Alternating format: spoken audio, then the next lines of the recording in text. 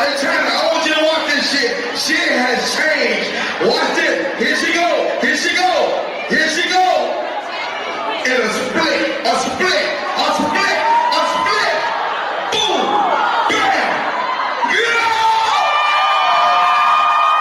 Everybody knows somebody right now. Everybody knows somebody.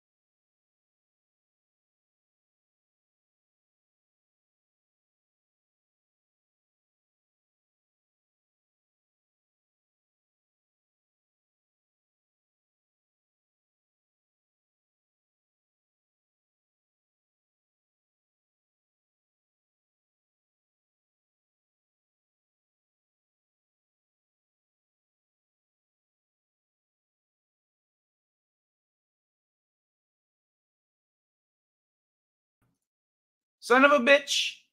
Son of a bitch, I forgot to bring myself on screen. See, I had this one up. And then I went to here. I was talking to you guys. But I wasn't.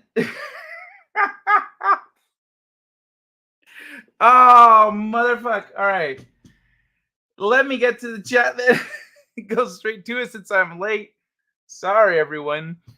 Ay, ay, ay. Arlene. Hey, flower lady. Good to see you. One man show. Greetings and salutations, one man show. Given the time, that isn't surprising. I am sleepy. I'm sorry I kept you waiting, Arlene. I usually don't get sleep until around 4. I might not be able to hang out long. I certainly understand. I have no doubt that Kai will also. I might. Don't assume. Okay, I will. But still, I've been learning to walk again. With a walker, it is exhausting. I mutter. I am too old for this crap. At least twice a day, and my teenage granddaughter thinks it's hilarious. That is fucking funny. Age is a state of mind. Don't let it pull you down. Damn right, one man show. Damn right. You preach, brother. Meow, meow. Hey, Moira. Bienvenidos, señorita. Come on, Kai. I need your show as a distraction from anxiety. I'm so sorry. Hug man, one man show. I hope you're still here, Moira. Oh, I don't let it get me down, but it's a gripe. But it's a gripe like that, or a cuss word, and I don't use those. I can kind of grasp the humor she feels. Acting out of character. Not something I engage in, but I've seen enough of it to get the idea. It amazes me how much more work anime companies put into their music compared to Western producers. Right? Anime music is off the freaking chain. Anime music is just action and well, I mean, it depends, of course, on the genre, but it's always appropriate for the genre. But it pulls you in. It's always so good. And like you hear us, like you're like, oh, that's Showbits. Yo, that's One Piece. Oh, I know that shit from Naruto. I don't even watch Naruto, but I know that's a Naruto song. Like that's how on point anime music is. And with American productions, it's like it's an afterthought. You know? It's we need some music. We need some sound bits for here and there. But there it's like, no, man, we want people jamming out to this shit. We want this to be top 40 Billboard. They like look at Attack on Titan. When Attack on Titan dropped, everyone would like I think even current Attack on Titan, everyone watches the intro. That shit is a banger. But when it dropped the first time, it was like the opera metal, and everyone was like, it was like just having this thing blasting in your face, and your lips are all. It was fucking intense. It was intense and badass, and you're like, yes. What the fuck is this show? What are we gonna watch? And then, like, I saw the guys flipping around with the swords, and then this. I'm in. I'm giving this at least a whole season before I judge it. You didn't need a whole season though, because Attack on Titan was lit. I've been in this car for 17 years. I've been in this chair for 17 years. Every time I start walking again, something hits at a left field, and I have to heal up and start over. Last time I got broke up bad enough that it took 2.5 years. Oh my god, that sucks. Yeah, take it easy, Arlene. If you've been in a chair for 17 years, like yeah, your legs are gonna be a little bit atrophied. You're gonna have to do it little bits at a time. Do it in little spurts. Don't try to like walk too much. Try to walk too often. You know what I mean? Like a little bit, and then stop. Like walk over here to do this. Walk with your walker over here to do that, and come back. Just little spurts of walking. Nothing too crazy. Brittle Bones. One man show plus one. I sample a lot of anime music for my EDM projects. It's well worth sampling in some cases. Yes, dude. Fucking and because like anime music isn't trying. Here's the other thing. Our music industry has been taken over by huge conglomerates, huge companies, producers, and people that are out of touch and just like literally, as it testified to by people from the music industry. They try to sell the same beat, the same like instrumentals pretty much on multiple songs. And so they don't have to produce again. They're just like, oh, let's just put this one in that song. Let's put the different music. Let's put a couple bells in there or some shit. Yeah. But like it's crap. They're just recycling shit. And because it's shit that they made and then they recycle the shit. And whereas in anime, that's their pop stars. That's their like Uta was she's a huge pop star in Japan. The girl who sings along and who sings that role. So that was like a huge. It's been a big thing over there, you know. But with them, it's bands. It's from its grassroots. You know, it's from the bottom. It's from creatives just making dope shit. They're not. It's not coming from like a music industry that's like, here you go, we're gonna give you some shit. Here, let us wipe our asses with this. Can you play that? Yeah, there you go. No, the new wheelchair has a glitch. It was thrown out of it. I was thrown out of it, and this 300-pound tank ran over my legs. What? That sucks. A glitch? How? What the fuck kind of glitch? That's like some like otherworldly entity was just grumpy that day and smacked your chair and threw you out. Yikes! For real. Cookie time. I do have cookies. Cookies, says Jenny. Whoops. There we go. I do have cookies. I have 3 cookies that I baked. I baked these cookies. I baked these cookies from like a pre-made roll thing. I didn't make them from scratch, but I baked them. Oh, and they're good. They're so good. Yay! No need. They offered before the doctor read the X-rays. Oh, nice. They're probably like, "Yo, let's save ourselves some money by just offering to cover everything." Because if there's a lawsuit, that's gonna compound those costs. Smart. Yo, what? Hold on. Do I have this article? Wait. Let me see if I saved this one. Let me see if I saved this one because it was a good one. I don't know if it was good enough to save though, but it's relevant. I find it to be relevant now in the moment. What the fuck was that? Why was there? Okay, I don't understand why that happened. Attorney references South Park Chewbacca defense in court. Okay. Well,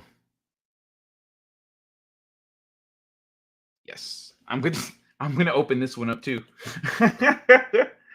What the hell? Wait, where's the?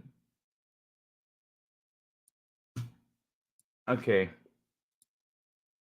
Because I mean, as you all know, That does not make sense. Why would a Wookiee, an 8-foot tall Wookiee, want to live on Endor with a bunch of 2-foot tall Ewoks? That does not make sense. Where is it? Okay. Let me look for the thing I actually came here to look for since I'm here now. Egyptian archaeologists. Ooh, did I not pull that one up? Engineers. Where's Egyptian archaeologists? Egyptian archaeologists, where you at? I don't seize it. Oh, there it is. Yeah, why don't we talk about that one too? Fuck it. Put that over here. Okay. But this one, now I'm forgetting the story. Oh, it's about the guy with the car. So this guy bought a car.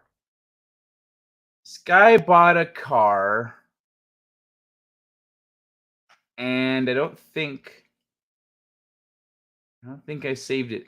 But this guy bought a car, and this moron, his payments he made. This guy makes $1,200 a month, a little over $1,200 a month. He goes and buys a car for that costs him like $700 a month. It was like $400 a month plus $300 for like insurance or whatever, or whatever the hell. So it was like it was costing him $700 a month. This guy makes 12, so he very quickly goes to his buddy, who, like, I think within a couple months of that, he goes to a month or two, he goes to his buddy and he's like, "Hey bro," like, his buddy used to be a car salesman, so he says, "Hey, like, I'm having some trouble paying for my car, like, could you help me maybe, like, fix this? Like, I don't know what to do, man." And so he's like, okay, let me see your stuff. Let me see your contract and whatnot. So he looks at his contract and he's like, this guy only makes $1,300 a month. How the hell is he paying this much for what bank would approve this? So he flips through the stuff and he finds in the paperwork, oh, you wrote how much you make here, but the car salesman guy put here that you make $70,000 a month, a year, a year, which is why the bank approved the loan for the car. But that's fraud. Not only is it fraud, it's bank fraud. It's a felony. So him and his buddy both go to the dealership with the paperwork, and his buddy explains, "Hey, I'd like to speak to your manager because he's going to give us a car for free today." And they laughed until he explained, "No, look, you've committed fraud. This is a felony, and we're here to clean this up. And so they talk to the manager, and the manager's trying to like, oh, when he realizes the mistake, he's like, oh, sure. Dude, I don't know, man. We can't do that. We can't just like give your buddy his car back. He's like, well, why not? Well, we already sold his trade-in. So he brought a trade-in, and then he got the new car, and then they sold his trade-in.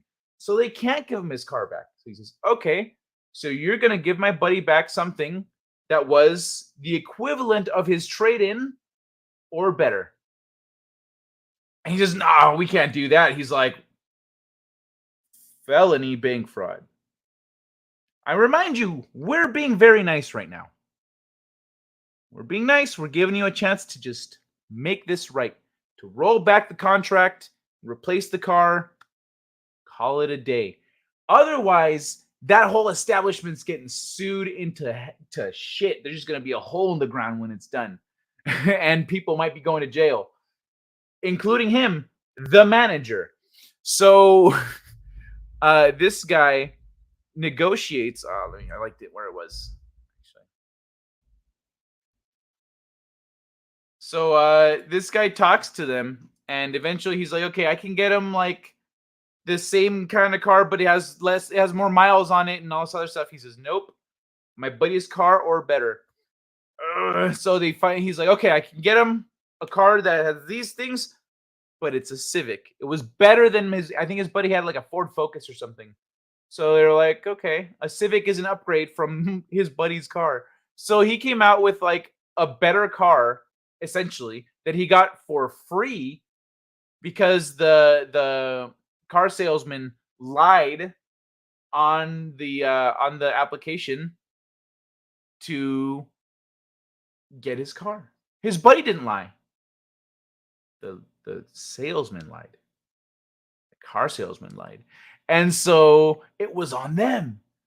And the guy was like, nope, look, man, look, I am being really nice. This could go a lot of bad ways for you. And we just want to undo button. Boop. We just want to hit the undo button, okay? That's literally as far as we want to take this. And so he did it. So for anyone out there that finds themselves in that kind of a situation, check your contract. Check your contract. Make sure you know what, make sure you know what's options are available to you.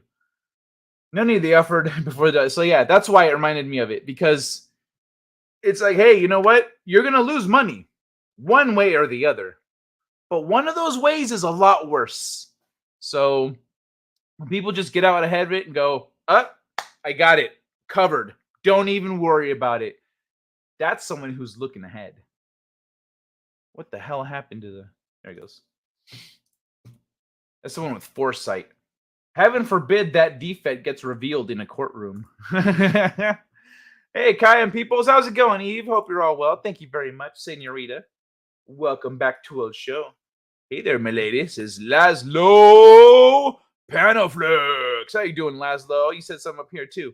What's shaking, bacon? How you doing, brother? Panaflex. Chill cat. Kitty, how are you? There is a bunch of chat before the show. Oh, wow, yeah, I still hadn't started yet, huh? Oh, my God. Hey, Kai, yeah, that is actually really cool. I like seeing that. I like seeing you guys all chatting and hanging out. Hey, Lamar, how you doing? Grow your beautiful hair out for us. I mean, like, if it gets too long, I start looking like a killer whale that's been in captivity too long. My mohawk just starts doing this. I got to use product to, like, keep it up. I don't want to do all that. I don't want to put a bunch of product in my hair. A little bit of product, okay, because I've got, like, a cow lick that just does whatever the hell it wants. But, what you want hold on. Are you looking for something like this? Let me see. Buenas noches, señoritas. It is me. I am the one with the long hair. Is this what you desire, Hedy Lamar? And actually, while I'm at it, hey everyone! I'm taking advantage. I'm jumping in while the getting's good, and I'm saying hi. Hey, Hedy, good to see you. Growing your hair out you know, the thing about growing your hair out is then you have to deal with it. It's kind of a bitch. It's not the most fun.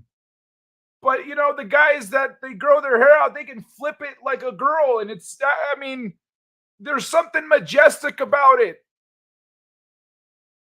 I can appreciate that. Hey, Arlene, on the commute, I sometimes saw a guy in a wheelchair on the footpath waving at the truck drivers. I see his career nearby. Recently, he has been using a walker, so he is improving. That's cool. I'm glad he's getting better. How's it going, Always Censored? I think my feet are cold. Yes, going to socks. BRB. Going for socks. I won't budge on the hair.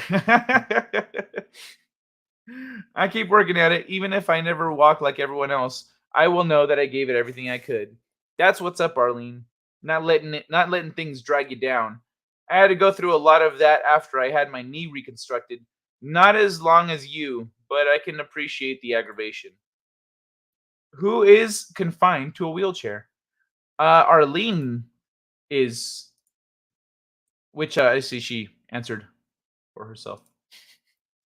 Arlene, you have the benefit of knowing you have done it before. It sucks to have to do it all over again. Simulator music bars. Oh, similar music bars. Santa runs the music industry and Walmart. Satna. Yes, I was. It was tough in the beginning. I literally went from mountain climbing to paralyzed in 30 minutes. That's rough, Arlene. What happened that now you're able to walk like a little bit? Like, did something change? Did you heal miraculously? Have you been listening? Have you been listening to what we talk about here on the show about intention and the universe and like putting your will out there and asking the universe for a miracle? Like, hey, could you like heal up my back? That'd be super dope. Like, what happened? Okay, my friend, I love you. She says, Hetty to Arlene. No cookies today. I'm making do with potatoes with onions and a phone conversation with a certain lady. Ooh, potatoes with onions. That sounds good. I've actually got some freaking scallop potatoes I need to make. Scallop potatoes are delicious. May need to pray for the wheelchair. Not joking. Spirits attached to material things. Well, I hope the wheelchair's okay. That's true. Yeah, spirits do attach or can attach to material things. But why did you think you had someone with the wheelchair?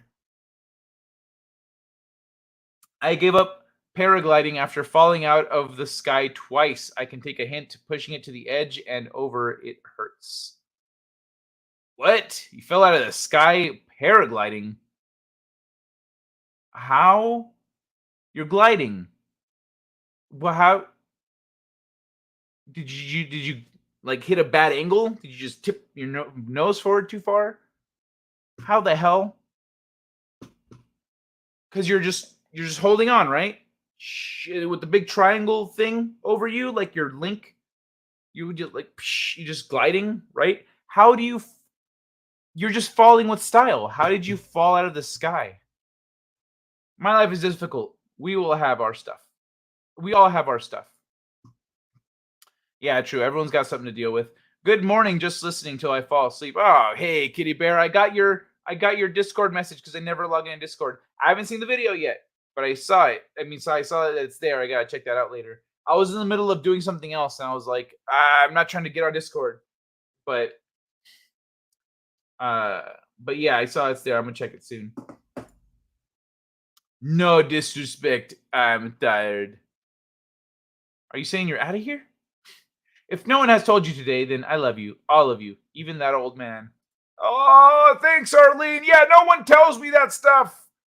Probably because I'm like I'm like not the main personality, you know, I just come out on stream.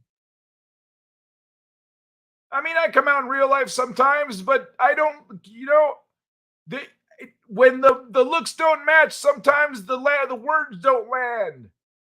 You gotta look the part. That's what costumes are for. Ocean's 11 makes a lot more sense now. Let's just say that. I gave up skydiving after noticing flapping blue patch in my primary. Skydiving. A flapping blue patch. What? You mean your parachute? Like you had a hole in your parachute? Or in your backpack? Yeah, get a new one. What? I hope things improve for you. $300 a month for car insurance? Damn. I mean, let's think about it. If someone making decisions like that, they've probably made some bad decisions or gotten in some accidents in the past. I don't know what it was. It might have been it was a car that was outside of his range, you know? He was paying it was outside of his range. He went from like a Ford Focus to whatever the hell costs that much. That's a big leap. Thank you. That means a lot to me, says Hetty. I called my first wing patches ripstop nylons is useful. Hey, Erica Gardens. Hey, Kai, Miss Arlene, everyone. Good to see you. Welcome back. BRB, dogs need feeding. All right, rock and roll, man. Good to see you, DJ. Please feed my cat too while you're up, okay? Always censored. Oh, man, did I make your heart blue? I'm sure I wasn't there. Honda, good. Yeah, I love Honda. Headley? When my current car lays down, I'm walking. Hedwig Kistler. My Blazing Saddles humor might not fly here. Headley! I just saw Blazing Saddles a week or two ago, actually. But it's just Hedy Lamar, not Headley. I think Blazing Saddles is on Hulu, actually, if anyone's interested. Let me see. He. It's not a mohawk unless it makes you 8 feet tall.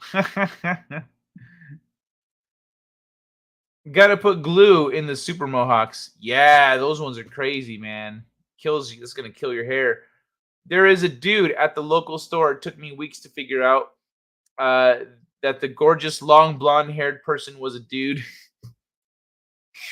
That's funny. That's a very feminine-looking dude then. DJ, I feed my dogs raw meat by hand. Feeding cats would be less dangerous.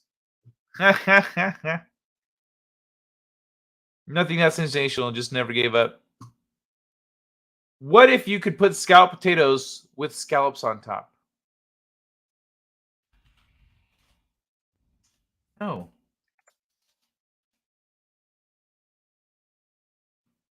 Ooh.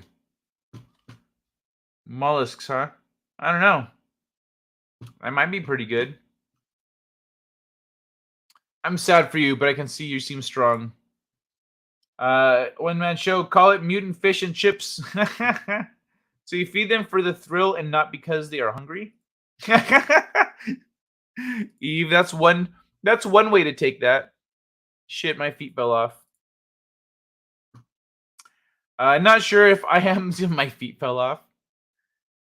Do you mean like your flip-flops? Not sure if I am strong or just too hard-headed. Those aren't too far apart. Fedorable the Horrible with the new avatar. I came, I saw, I farted. Cheers, everybody. Cheers, Fedorable. Thanks for stopping by, man. Oh my gosh, I have brain damage. Arlene, never give up, never surrender. Ooh, yeah, you done summoned it. As soon as I can find it. Never give up, never surrender. Yeah. My parents told me I was hard-headed. Here is NC. I'm just saying. It's all relative. You can overcome. I'll shut up. Blazing Saddles is hilarious. Here is a crazy idea. If you have no wings of your own, you probably do not belong in the sky.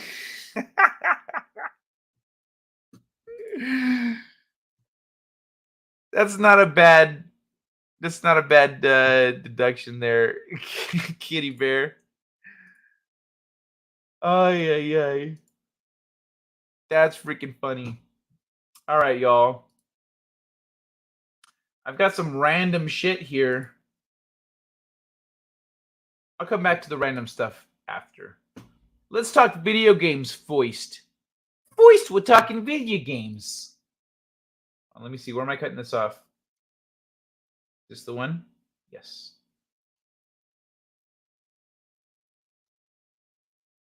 That's as far as I go.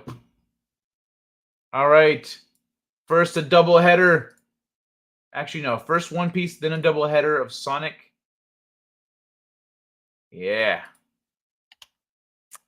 Because I am a little curious about this here. I mean, I don't know how much but like we've been talking. I've definitely been talking about One Piece and the One Piece live action adaptation coming to Netflix that I have no faith in. Netflix did something pretty awesome for a change. Ancient Apocalypse. Watch it. Really? Is that the one with, what's his name? I saw a show recently with, that's not Netflix.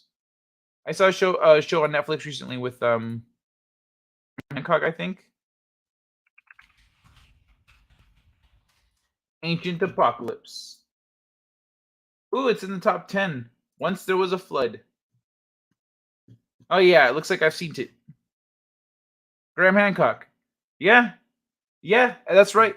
Netflix actually did an 8-episode show, each one about 30 minutes, an 8-episode show about ancient civilizations and ancient catastrophes with Graham Hancock at the helm.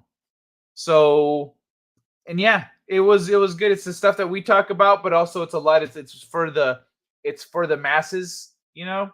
So there's a lot of like, well, they weren't talking about real giants, but metaphorically, you know, metaphor giants. Motherfucker, you know there were giants.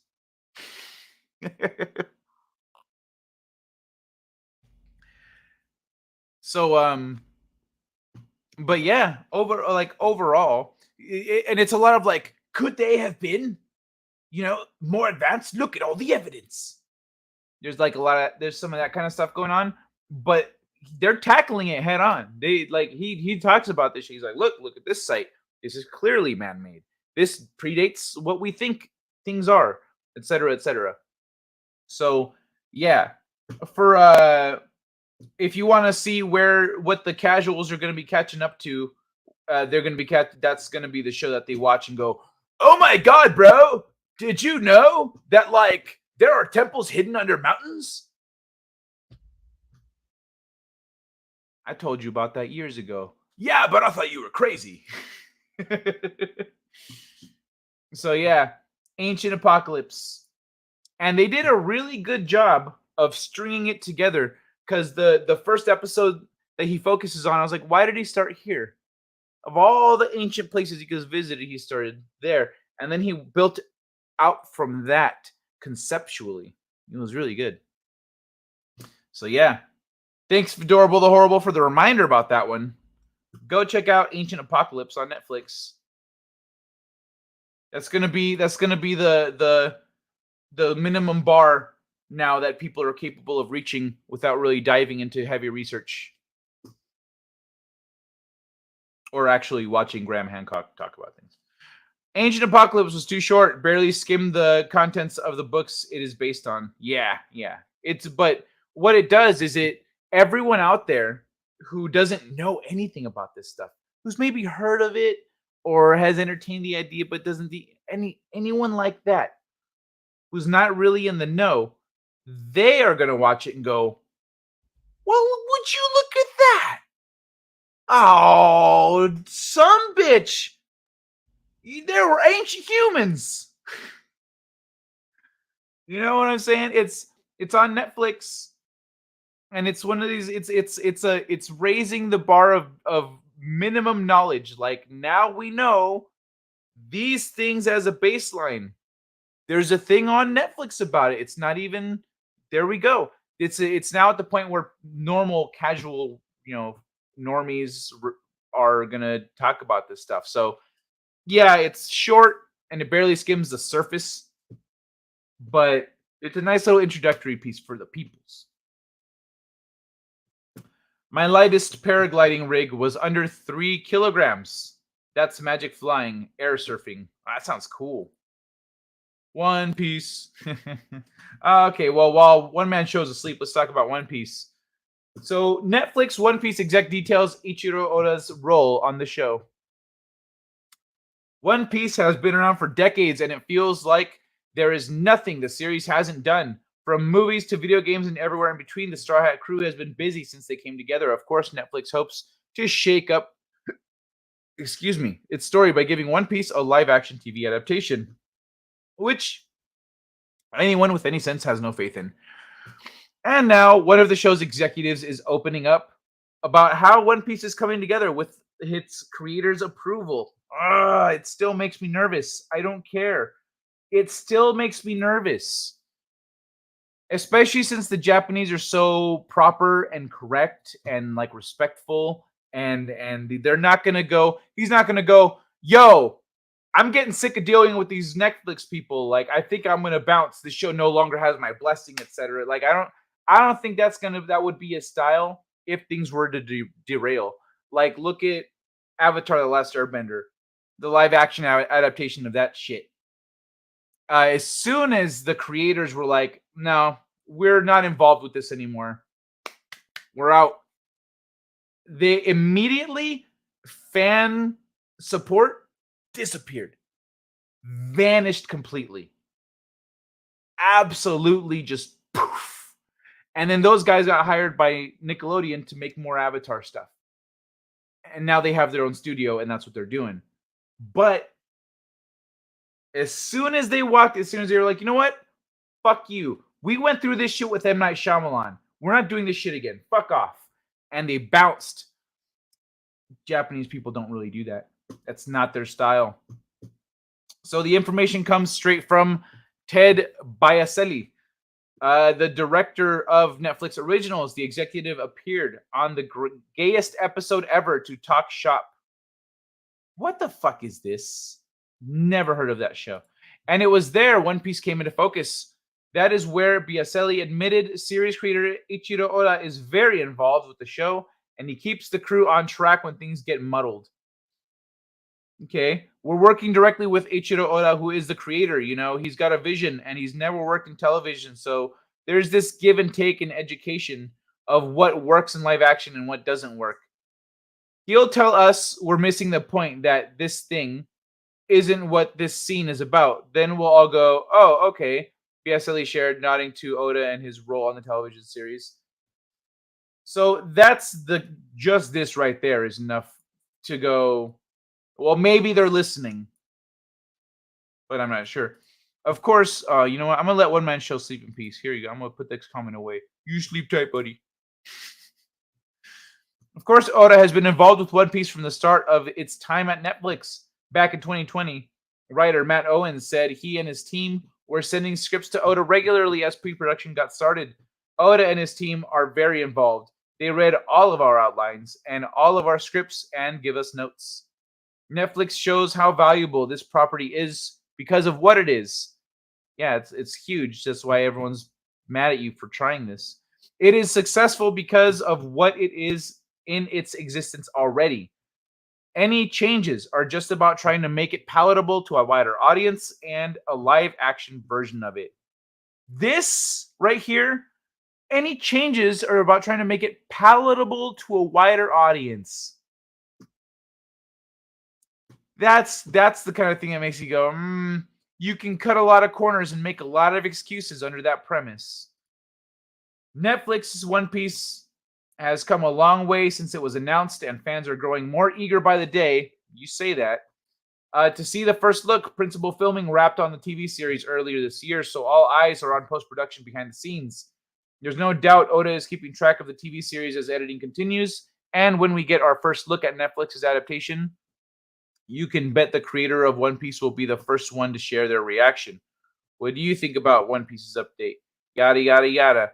Yeah, so essentially, and that NWA movie, Dr. Dre, Ice Cube, Snoop Dogg, I think was Snoop part of it. Anyway, a bunch of people from back then, from that era, or the people involved closest to it, were all closely monitoring the movie in its production.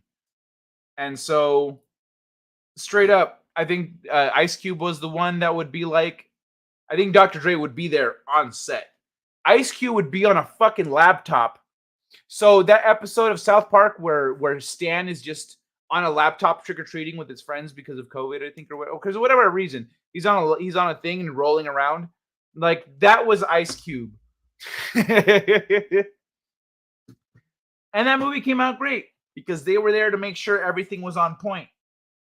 And so this sounds like that, but Netflix has literally never executed a live action adaptation of an anime well ever. Not one that I can think of. Not one. How many have they done? Every single one was fucked up. So that, doesn't really instill a lot of faith in me. Watch the clip I send you. It's a minute long. Do not show it on stream. Yeah, gotcha. Will do. I will watch it. I was just in the middle of the stuff earlier when I noticed it. I'll check it out. You've always got good taste. Oh, I think so. Oh yeah, that's right. You're talking to Adorable. It's a good entry point for normies to dive in from. Yes, exactly. Exactly, Adorable. I personally think that clip isn't okay for kids, so I actually have it unlisted on YouTube. There was even an apocalypse at Pumapunku, 12,000 feet up, destroyed, blown up, flooding, etc. They are the people who think Indiana Jones was based on a real person. Stupid motherfuckers. Hi, my sweetie pie. Nice to see your pretty face. Gotta go to sleep now. Good night, all. All right, good night, Hetty. Buenas noches, senorita. Oh, that was just a few minutes ago, so. Yay. Oh, I think you meant Kai? Because that's Kai, the sweetie pie. Okay. All right, Hetty. Sleep tight. They do not mention One Piece hentai. Is there One Piece hentai? If there is, it's on some underground shit, because I'm sure they would squash that out. But yeah, I could see that being successful in the hentai realm. Yeah, what he said. I smell pre-bunking in this One Piece article. Creators will have creative differences if it does well. Pre-bunking. Like they're debunking things before they become a problem. Netflix will make it suitable for the modern audience, right? Oh, woke speak. Never mind. One season and done. Into the bin alongside live action Cowboy Bebop. Yes. Yes. That is what I'm feeling right there. Like, making it more what? Like, there's gonna be no, like, is Sanji not gonna be like a simp? Like a semi-pervy simp? Is that what they're just going to do away with that character feature? He just doesn't fight for women. He doesn't stand up for women at all. Just that whole aspect of his character gone. What about Nami? Is she not a femme fatale? She doesn't use her looks and her sexuality to like get one over on people. That's a part of her too. Hell, even Robin does that. But Robin is much classier about it. With what's it called? Nami, she's that hot young thing that you're like, ooh, I feel like you might be teasing me, but I also want to do what you want, just in case you're not. Like, that's Nami. With Robin, it's like, even when she walks away and leaves you in the dust, you're like, oh my God. I wonder what it would take to put a ring on that. The message will be in there within the first 5 minutes. Yeah, I'm like, I don't want to see this shit, man. But then again, though, Fed, Netflix has been better about this shit. They've been moving away from the woke shit as they've been watching. They're like, well, the cuties thing didn't go well, but the Dave Chappelle thing, that's working out. So they leaned into Dave Chappelle, and they leaned into making stuff like that. So I'm like, maybe they're past that. But generally, I just don't fucking trust them. They fuck everything up. But you always need more than one piece. The one piece is actually the thing you need most. A life's like a can of Pringles. Once you pop, can't stop. Night, everybody. Good night, Adorable. Good seeing you, brother. Hit that like button. Thanks, man. Thank you. Unpopular opinion. I enjoyed Netflix Cowboy Bebop. Fight me. I'm just not even gonna watch it. Shit looked bad. Shaq and Oz have been talking about stable diffusion. They said Shaq. Shad and Oz have been talking about stable diffusion, thinking about upgrading my PC, make my own characters, then movies. Stable diffusion.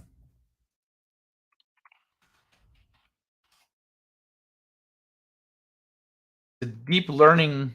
Oh, text to image model release. Is that what you're talking about? The AI that makes stuff? Thinking about upgrading my PC, make own characters, then movies. Well, yeah, that's the way to go. You could start honestly. Look at I write short stories and put them up on my website. I don't need to publish them in a place. You know, I don't need them to put them up somewhere. Submit them to a magazine. Hope I get published or featured in a collection or something. Nah, fuck that. Just put them up on my website for free.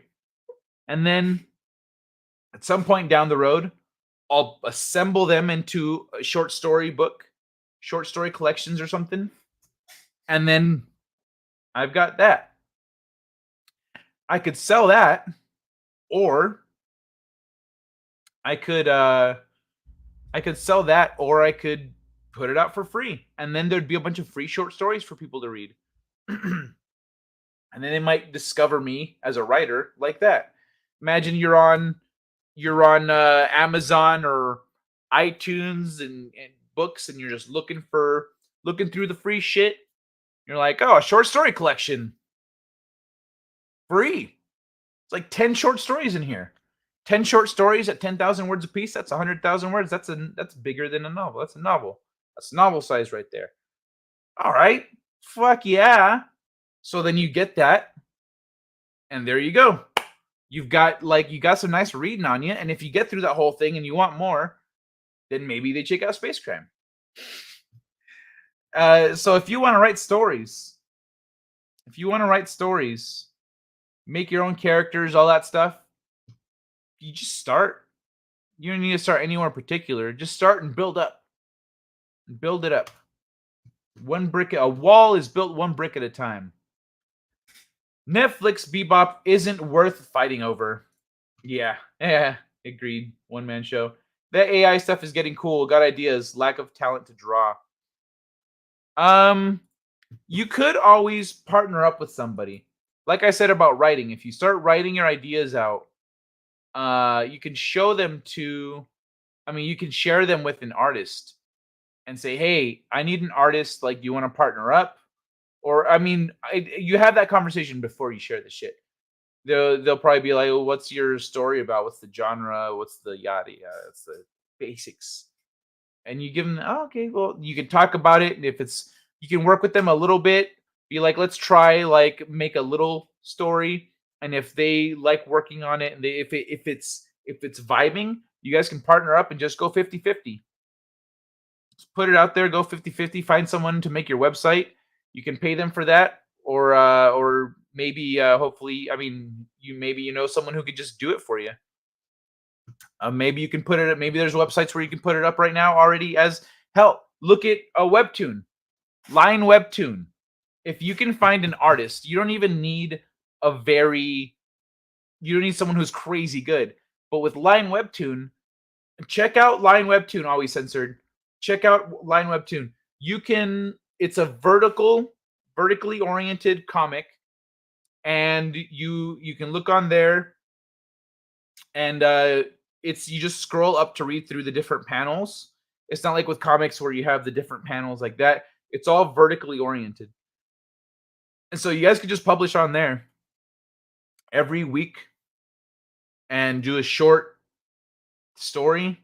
Just short. If you can do it in short little tidbits, then you got a platform ready to go with a lot of traffic. A lot of traffic.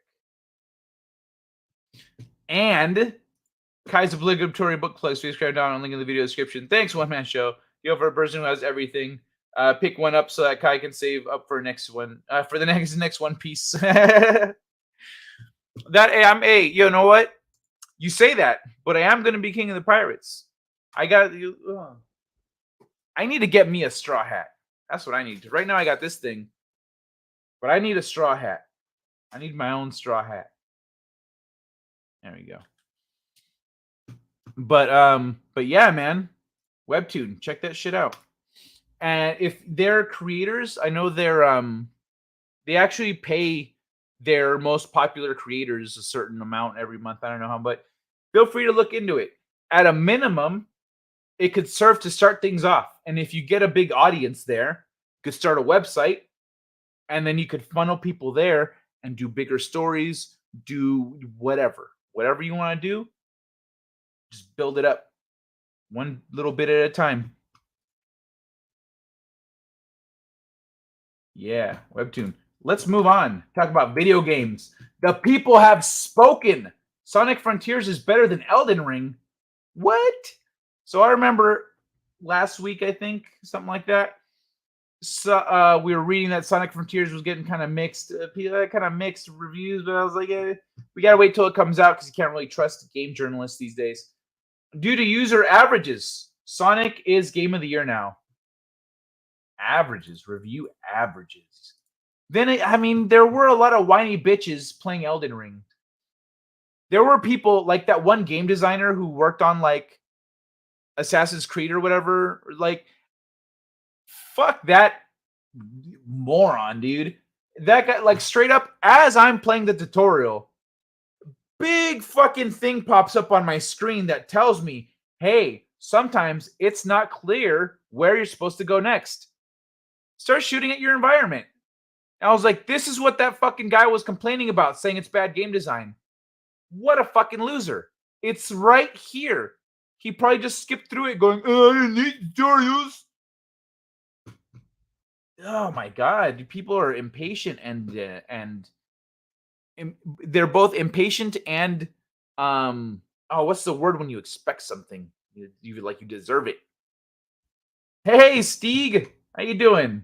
I hope you're well too, brother. What's on the docket for you today? It's Saturday for you, right? Is it snowing out there? What's the weather like? What are you dealing with on your side of the world, man? The Sentinel earned? No.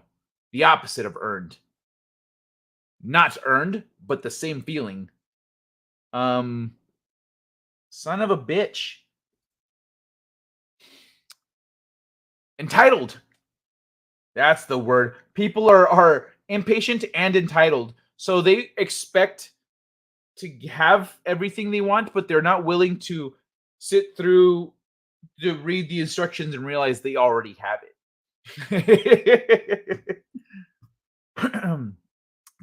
Demanding. That's not the word, but yes, entitled. Arlene got it. One Man Show. You're right. I'm just a huge fan of the OG anime, so I give it a meh out of 5. Which one? What are you talking about? What, One Piece? How dare you, Laszlo? Fan of the OG anime. Wait, what OG anime? Seeing morons downvote retro games because no tutorial in it. Even though the game came with a manual, people are retarded. Yeah, they are. They are fucking dumb. Also, yeah, people are fucking stupid. I remember as a kid when I was like confused, I'd open up the manual. Is there something about this in the manual? There it is. Okay, that's how I do that. All right. Thanks, manual. Now they don't include manuals anymore.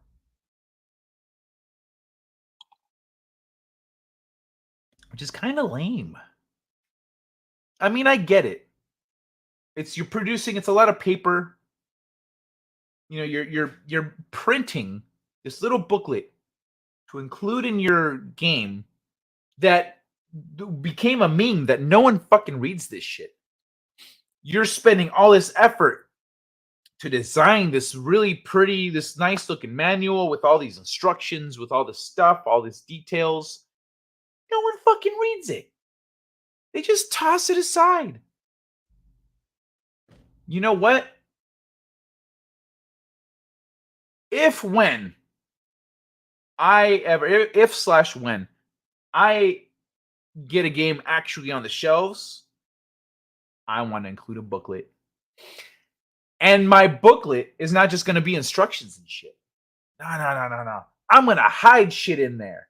I am going to hide shit in that booklet. And if you don't read it, you're going to have to hope you just discover how to do this shit. People are going to be like, yo, I found this incredible Easter egg. It's in the booklet, retard. That's going to be, I look forward to that. I'm going to do that one day. Yeah. Seen morons down. Oh, yeah. Retro games. Manuals are better than tutorials.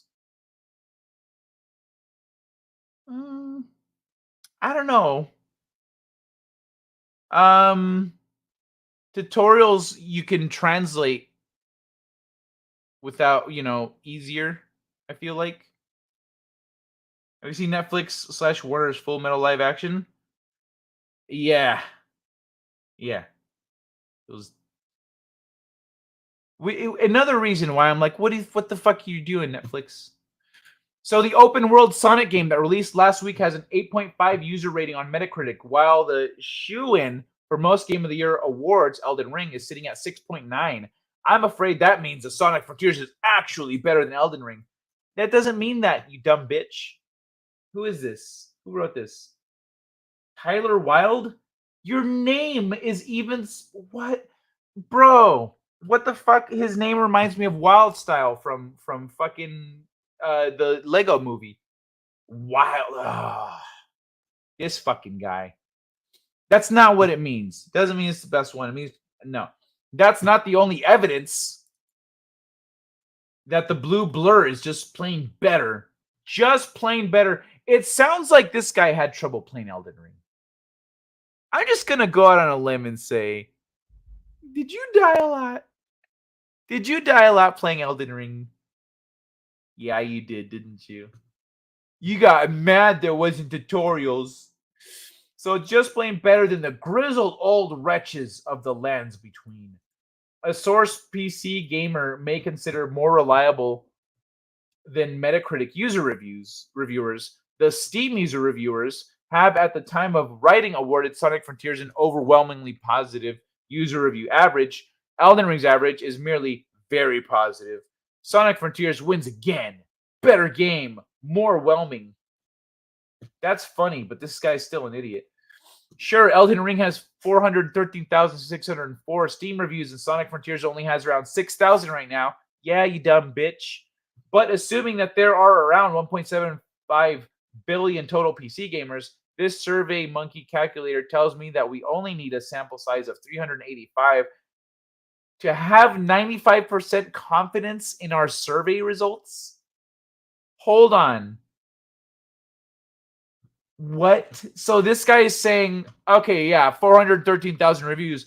But if we get a pool of 385 people and poll them, then that's an accurate 1-to-1 representation of the metrics for these 413,000 reviews.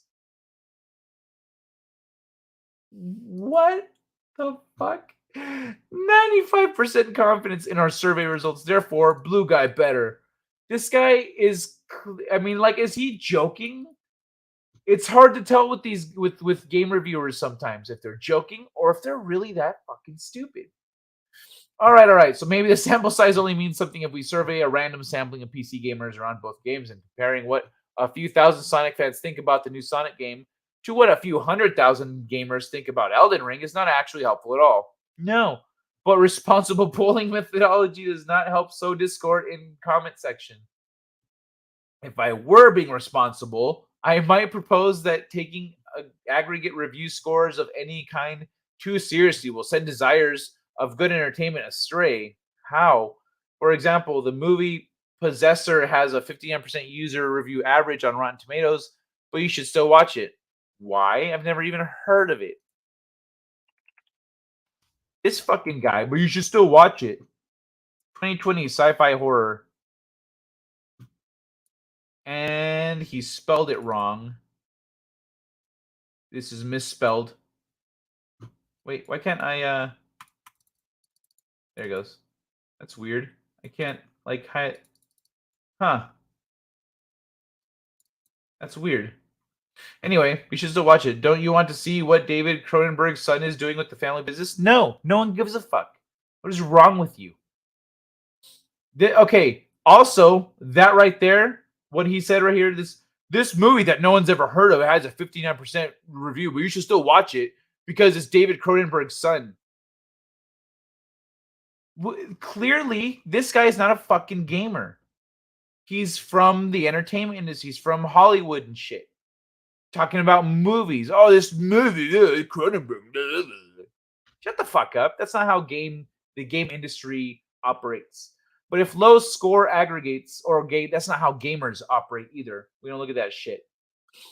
If low score aggregates shouldn't turn us off of media, then surely high ones shouldn't either.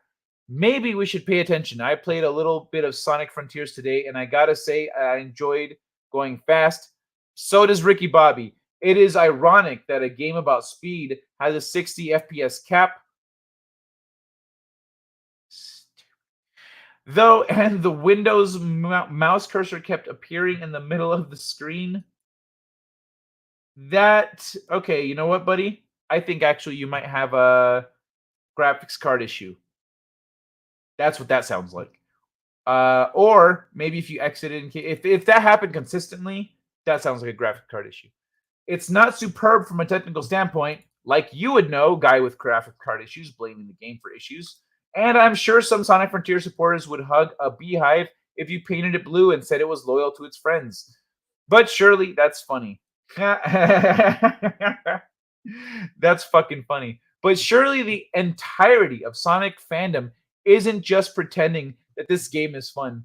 Right now, the professional critic aggregate on Metacritic is a 78, a little under the 8.5 awarded by users. Our Sonic Frontiers review is still in progress, although our hands-on preview from September was not positive. I think that's what I was referencing earlier about Sonic Frontiers. Funnily, the scores are higher for the seemingly so-so PC port than the console versions. PS5 version has a 72 and 8.4, for example. Perhaps the most forgiving Sonic fans have best taste in platforms.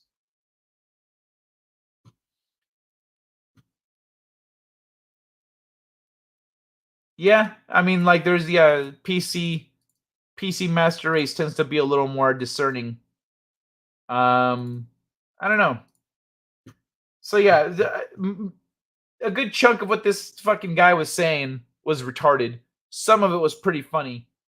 But the general sentiment, like, was what's the word I'm looking for here? It didn't feel like it came from someone who loves games. You know what I mean? It didn't feel like it. Like, that's one of the things that why we don't really listen to game critics anymore. It's because of that feeling right there. When we read a thing, we're like, "Do you play games? What the fuck are you talking about? Why is that upsetting you? That's normal." But yeah, so I'm hoping maybe he was being facetious and just blowing up that it has great reviews, and so it's automatically the best game because it has better reviews. But he also didn't get into any nuance. You know, he didn't talk about Elden Ring and the various factors that contributed to its ratings doing what it did, to all the massive fan reception, to the reception from people who were not looking forward to the game, who are just like, this game is incredible. What the fuck? Like, there's a lot to get into there. But this guy comes off like a normie that reviews games because that's his job. But if you want to hit the other end of the spectrum, Let's go see what one of the creators of Sonic is up to these days. Oh, son of a bitch. Sonic co-creator Yuji Naka among former Square Enix employees arrested over Dragon Quest related insider trading. All right, let's go see what one of the creators of Sonic is up to. I'm gonna see what's in here in the chat. Oh, okay, you guys have been chill. You guys have been chilling. Have you seen Netflix Warner's Full Metal live action? This thing isn't glitched, right? In here in the chat. Oh, okay, you guys have been chilling. Always need more than one piece. That's the last thing I see over here. Oh, live chat. There it goes.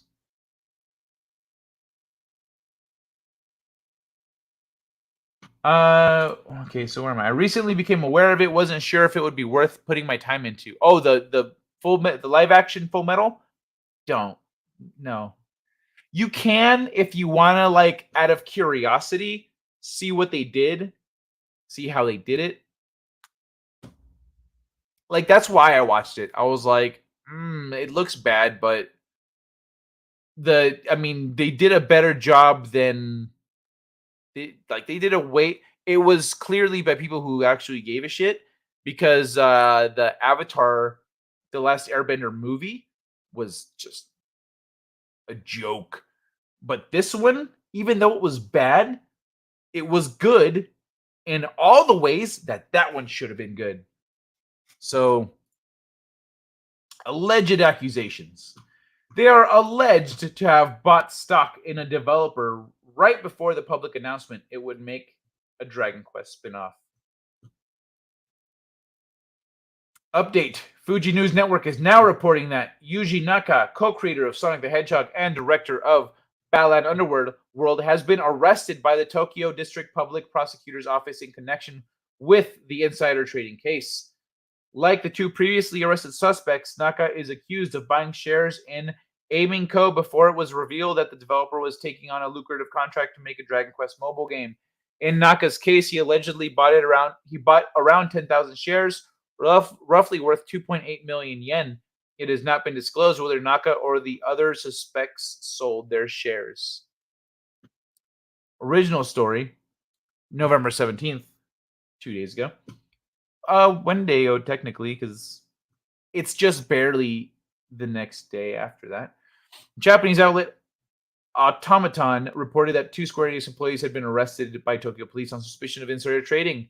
The arrest is in relation to money they invested in a third-party developer, Aiming Co., ahead of the public reveal that it would work on the mobile Dragon Quest spin-off, Dragon Quest Tact, which released in 2020. Automation identifies the employees as Fumiaki Suzuki and Taisuke Sasaki, alternately Sasaki. The two men have technical production credits and special thanks on a number of high-profile Square Enix games, including Dragon Quest XI, Final Fantasy XIV, and Nier Automata. Sasaki and Suzuki were allegedly aware of Aiming Co.'s unannounced collaboration with Square Enix through internal sources when they purchased 47 million yen, around 335,000, worth of Aiming Co. stock. Damn. Given that Dragon Quest series' massive popularity, especially in Japan, that investment would presumably have a lucrative payoff, with Aiming Co.'s value increasing as soon as the high-profile project was announced. On November 17th, Square Enix released a public statement on the matter. The company said it will fully cooperate with the investigation to clarify the facts. Square Enix also stated that it is taking disciplinary action against the former employees, and went on to assert that it will strengthen its internal measures to detect and prevent insider trading by employees. 335,000 is absolutely a life-changing amount of money for an individual, but it strikes me as a paltry amount in the world of high finance and billion-dollar video game studio acquisitions. I can almost imagine an Office Space-style situation with 2 mid-level Square Enix employees coming up with a scheme to make some extra money in the shadows of corporate profits. Whatever the case may be, this is a developing story, and thus far, the first instance I know of where Dragon Quest was involved in an alleged financial crime. Yeah, that's a lot of money to throw into a company without knowing that they're about to blow up. That is a lot. I understand if you, because like if you have friends in that company, they're like, "Yo, we're like, things are getting pretty hairy, and I'm trying to get some contracts for a game." I kind of talk about it, but oh, we're about to go down, and his buddy's like, "How much do you need to keep going?" Like, I've got that much. Okay, I'll throw it in. I'll buy some stock or whatever. Like, I don't know how that shit works. That's the only thing I could see like that happening. But otherwise, if you have a friend in a studio, you're gonna throw your money at that studio well before they have that contract. Well before they're even talking about getting that contract. You're gonna do it to support your friend. As long as they're competent, of course. If you think it isn't worth the time, that's enough for me. The only game I play is Bingo at the center. This stuff is completely unknown to me. Meanwhile, silence on FTX. Oh, I talked about FTX on Wednesday. Oh, and you're talking about the with the insider trading and all that shit. Yeah, right? FTX. No, seeing it, they're not really trying to talk about the story too much. They're not trying to draw the connections that are there, plain as day, for everyone to see. No, they're not talking about that stuff. No, let's not. Let's just hey, 11-11. I mean 1-1-1. 2-2. What was they saying? Yeah, and then also, how about this fucking Arizona governor's race where the lady in charge of making sure the voting machines are working properly is running for office and refused to recuse herself and refused to debate and refused to campaign and won somehow, even though on the ballot, Republicans won across the board. Oh, but she's the one Democrat they voted for. Okay. You see what I'm talking about? How Americans and Japanese have very different ways of doing shit. Like, that's plain as day for everyone to see. She's like, I won the election. Bitch, you cheated. Everyone can fucking see it. Meanwhile, over here in Japan, they're like, oh, not good. You are disgracing our company. We're going to make sure this shit doesn't happen again. But yeah, so that's a rough one. And the good news, the big time good news for the night. Blizzard and Chinese publisher NetEase are parting ways after 14 years. Of course, it's not good news for Chinese gamers, but the publishing deal between the companies expires in January. How can I say this? Because I know a lot of people at Blizzard. I'm pretty sure they've been looking forward to this. There'll be no more Overwatch 2 and World of Warcraft in mainland China from January 23rd, 2023. Blizzard and NetEase have announced those are among the games that NetEase have handled publishing for within the country. But the two companies have failed to reach an agreement to extend their deal. At insult to injury, NetEase's president Simon Zhu has taken to LinkedIn to blame a jerk for the deal's collapse. A jerk. You're being a jerk. You're being a jerk. You're such a jerk. Fuck off. Overwatch 2, not a sequel, but still really good. Okay, whatever. Overwatch 2 feels a lot better than Overwatch 1. But that's not the topic right now. Vid Bun Liam enjoys Overwatch 2, but still think it's much of a sequel. What? Fuck off. Blizzard and NetEase have been in partnerships in China since 2008. Zhu said he was heartbroken to see the deal with Blizzard end after he'd personally put 10,000 hours into WoW, StarCraft, and Overwatch. NetEase's president then got a bit mysterious by adding that eventually devs and players will understand how much damage a jerk can make. Failing to clear up who he meant by that, Zhu ended his outburst by saying that he felt terrible for players who lived in those worlds. Diablo Immortal will remain available in China because it falls under another deal. But games such as Hearthstone, the StarCraft series, Diablo 3, Warcraft 3 Reforged, and Heroes of the Storm will also lose access to Blizzard game services. Although NetEase's publishing rights expire in January and sales of Blizzard games will suspend in the coming days, Blizzard clarified that upcoming releases of World of Warcraft, Dragonflight, Hearthstone, March of the Lich King, and Overwatch 2 Season 2 would still go ahead this year. Oh, you can still get these though, China. You can still get these real quick. I mean, you got a month to play it. You better get cracking.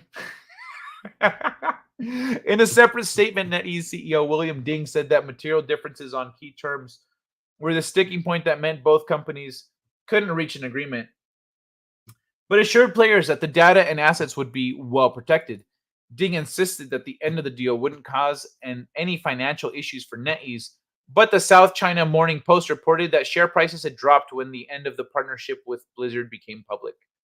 Blizzard have described the situation as a suspension, so services could resume in China for those games at a later date under another publisher. If the two companies manage to revive their agreement again, or another publisher picks up Blizzard's games in China, then I'll let you know. You can read Blizzard's full statement about the NetEase deal's expiration here. So yeah, people have been saying like, "Oh, Blizzard and catering to China and yada yada," and I've said, "You guys aren't paying attention.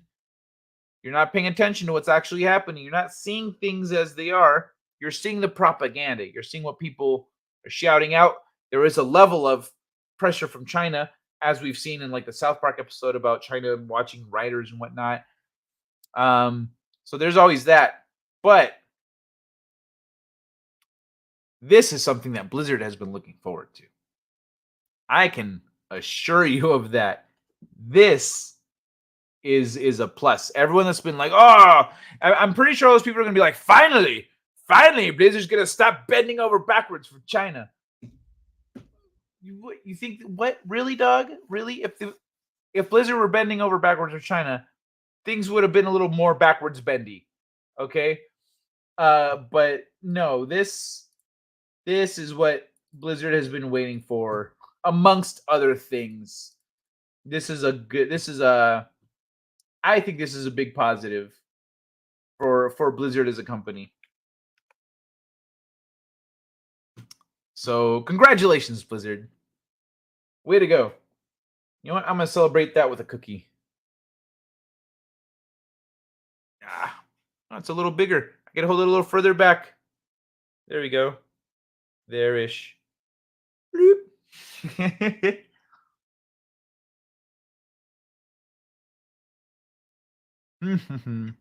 Rock and roll, Blizzard.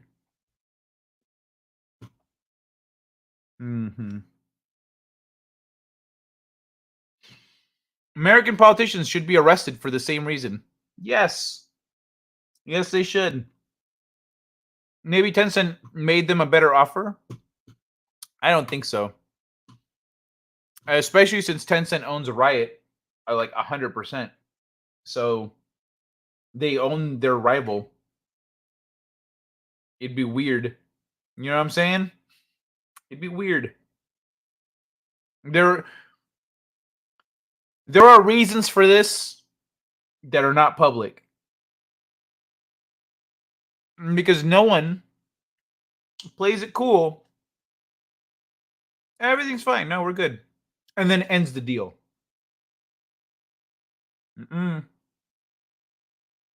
That doesn't happen. That's not how things worked.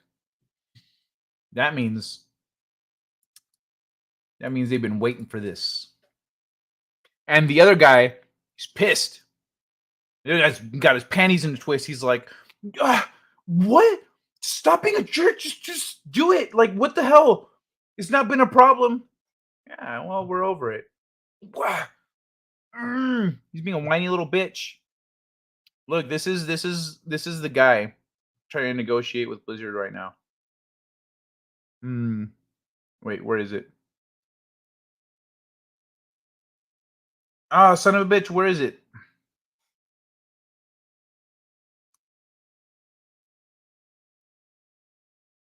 Oh, what? Hold on. There it is. How do I reach these?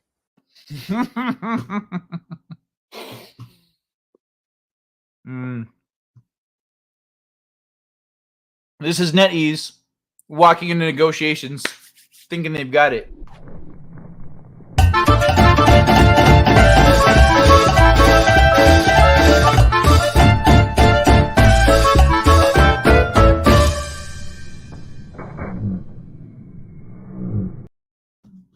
Sorry about that. I realized the echo was popping off. Let me do that without the echo. How do I reach these kids? Ah, much better. Maybe Tencent. Let me see. What game has dragons? World of Warcraft. Also, Age of Ashes? Century of Ashes? Let me see.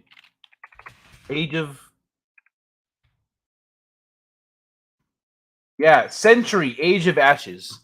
That's a game where you can ride around on the back of a dragon like a bad motherfucker. All right, y'all. Let's talk about some science and shit. Engineers designed a new nanoscale 3D printing material that can be printed at a speed of 100 millimeters per second.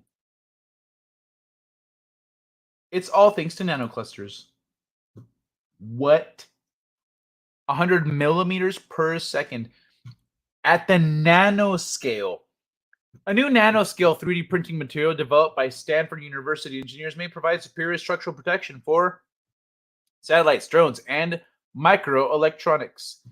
An improved lightweight and protective lattice that can absorb twice as much energy as previous materials of a similar density has been developed by engineers for nanoscale 3D printing. Let's zoom this up a little bit. According to the study led by Stanford University of nanoscale 3D printing material, which creates structures that are a fraction of the width of a human hair, will enable to print of materials that are available for use. It's a first draft article, isn't it? First draft. Sent. Calling it a day. Nailed it.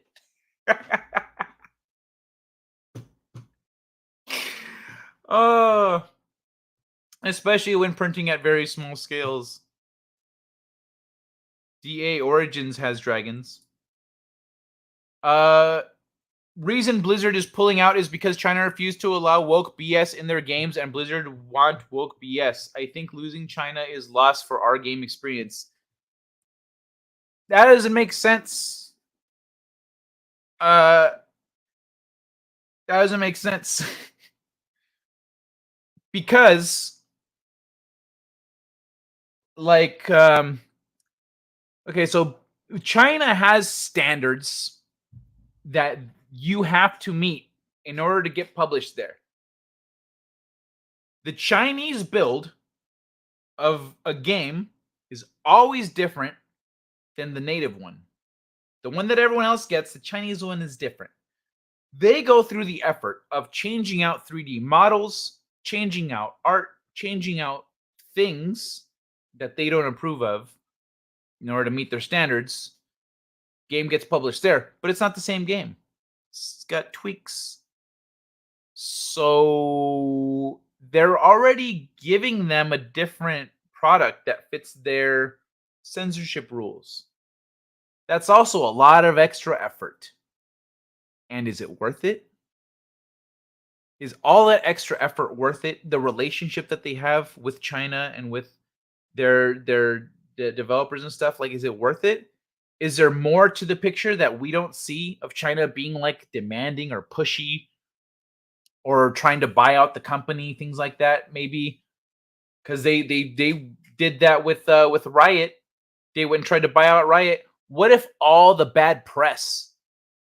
What if all the things that have happened to Blizzard over the last few years has been China trying to drive down the price of the company so they could buy it?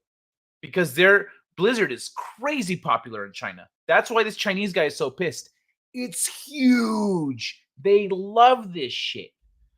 China loves giant monsters in their stuff. That's why American movies with giant monsters, almost always do well in China.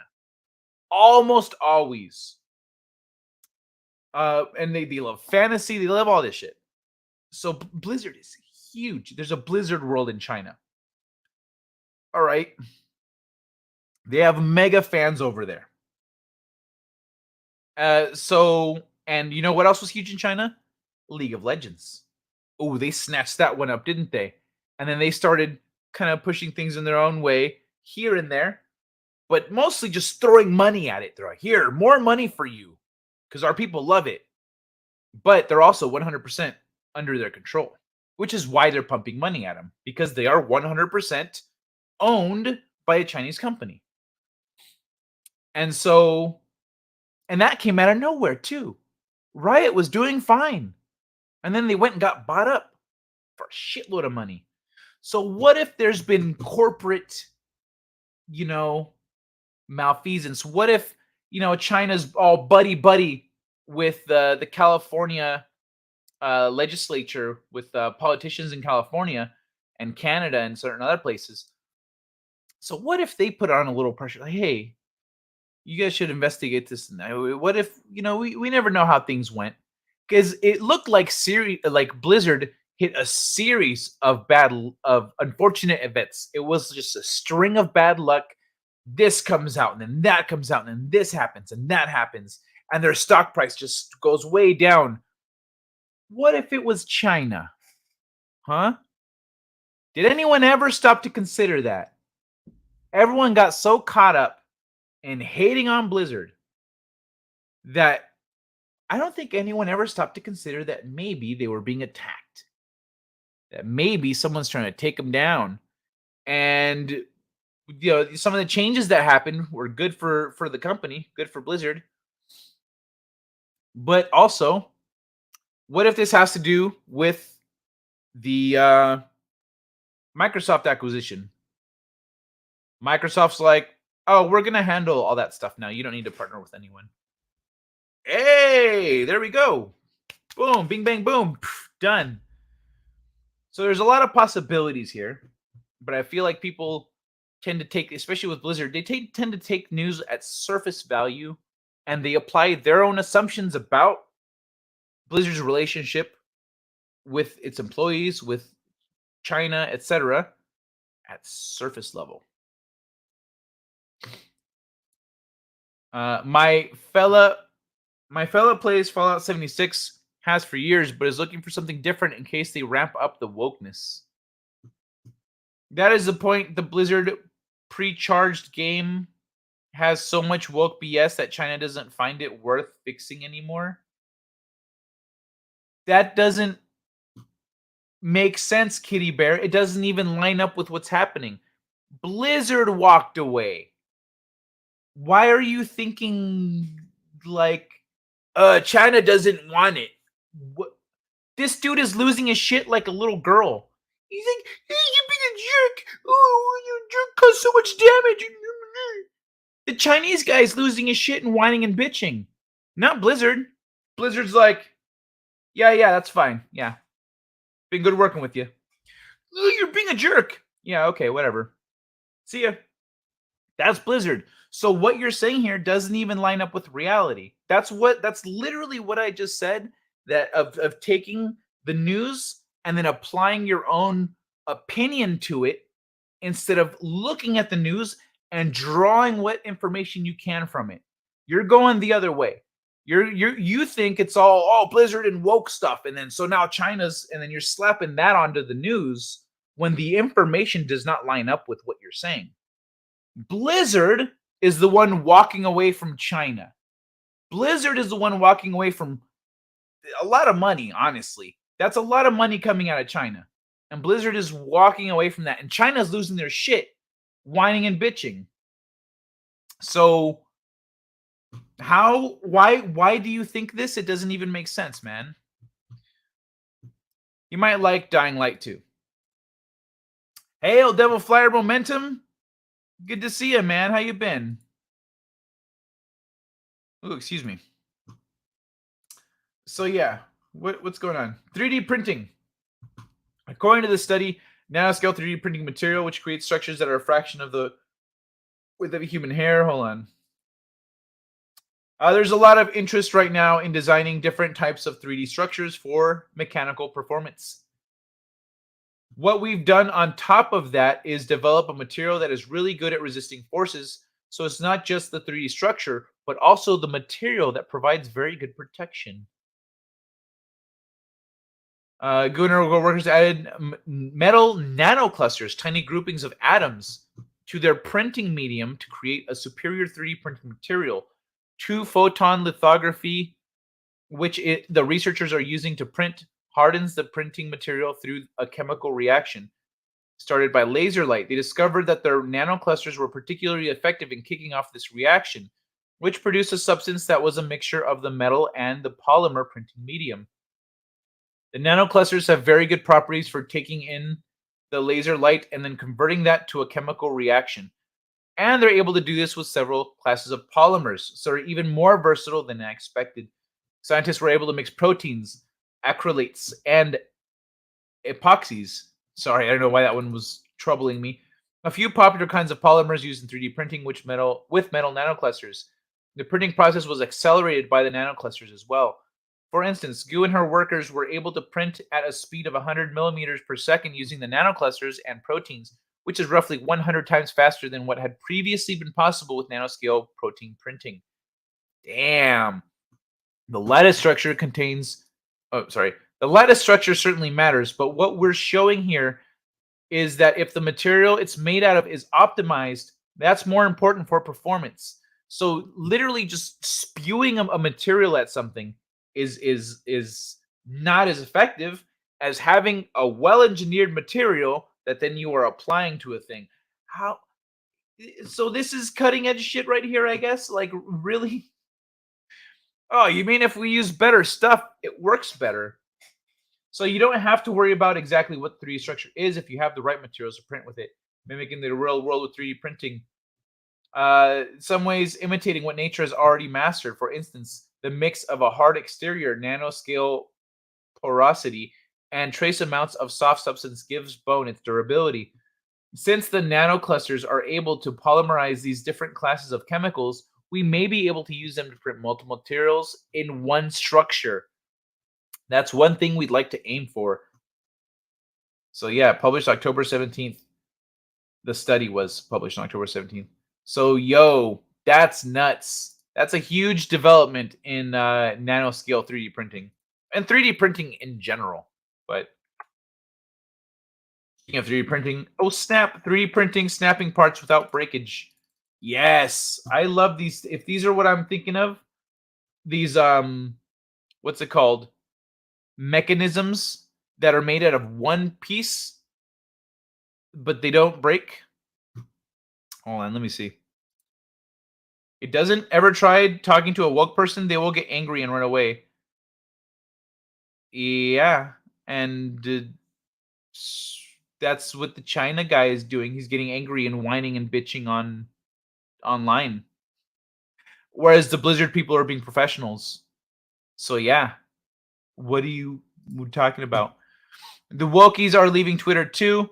Whenever they do not get the protection they want, they leave. Also, Wokies are all about trying to bullying people into doing stuff. Okay, why would you think, again, the lack of logic here? You don't think that Blizzard would get exorbitant amounts of protections in China? Do you know what Blizzard is like in China? It's massive. And they have, they are partnered with a Chinese company. They have all the protections they need.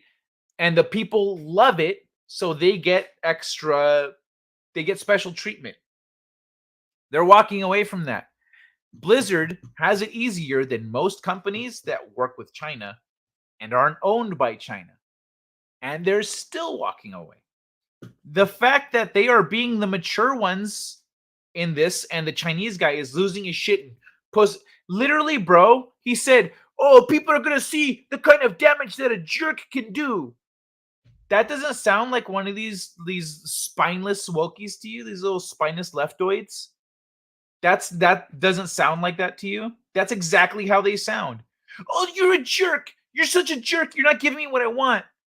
That's what. How are you flipping this around? Kitty Bear, it's the same with some movies. China doesn't want the woke crap, and some of the movies will not unwoke, so the movies are not going to be seen in China. It's a mutual agreement. China called Blizzard a bully. It lines up for me. So China is the one whining and bitching and calling. You know how these spineless leftoids call other people bullies? All these racists are coming back to Twitter. Oh, they're gonna let all the bullies back. How? And you're saying that they sound like the Wokies, but you think it's Blizzard? Come on, dude. Apply a little more effort on that one, please. Even some of my tech suppliers are getting off Twitter because they are scared of the MAGA mob. Are you kidding me? That's so stupid. Oh God, my friend is a huge Wokey, but he's slowly learning. The whole MAGA mob talk agitates me. MAGA folks didn't burn businesses and trash cities. Yeah, maybe you should try to bring that up the next time someone says something about the MAGA mob. You could frame it like this, like, oh, were those people rioting in 2020?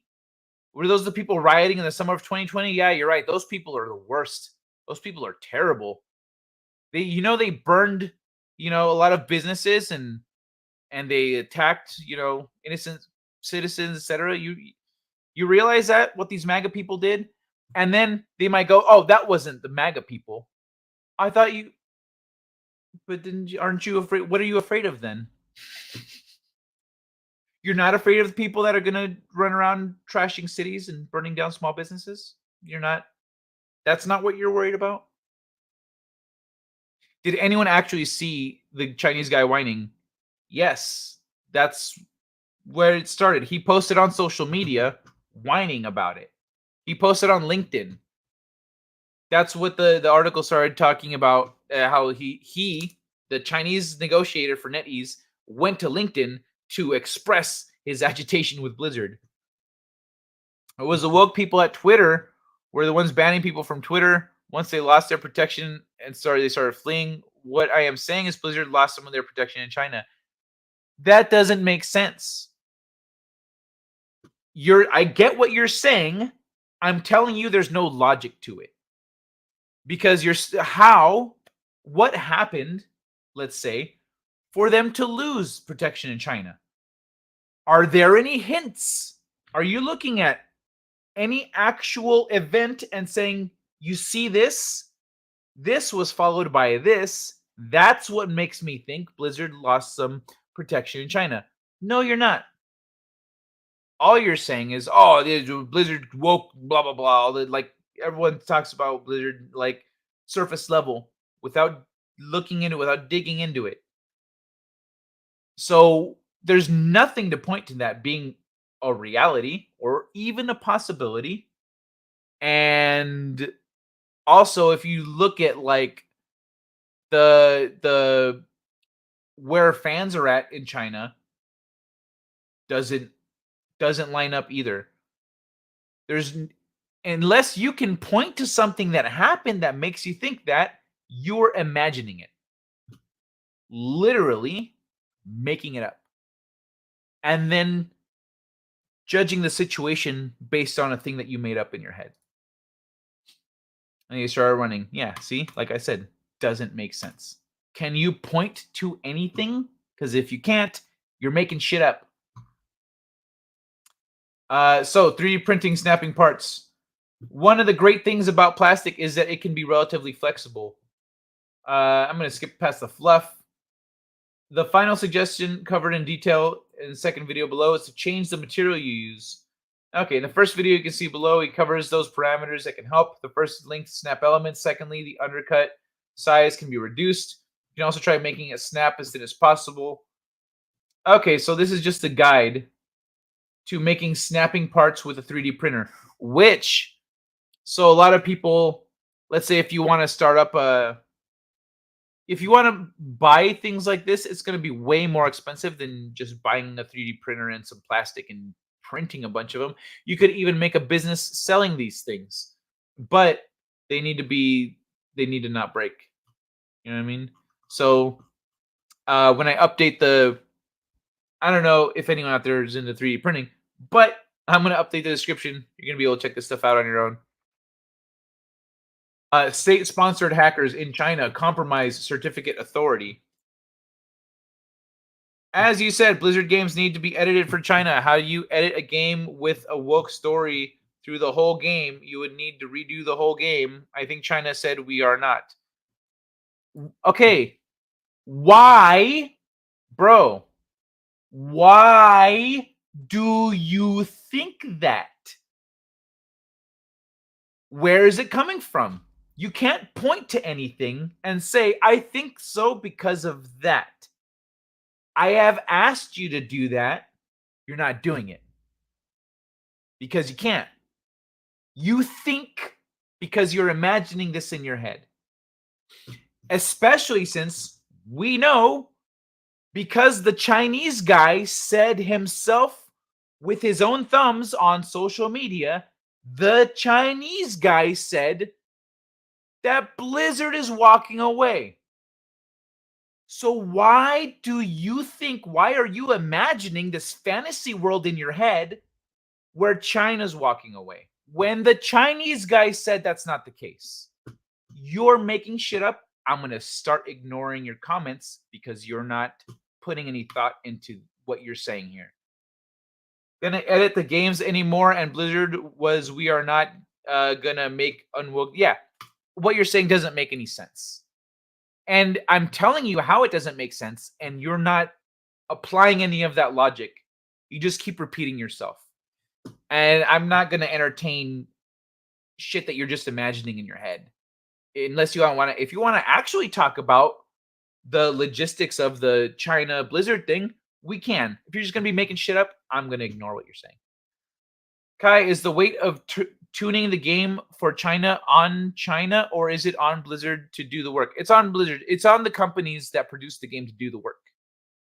It's on them to make it fit the standards for China, because it's like a dress code for a party. Oh, you want to come into this party? This is dress code.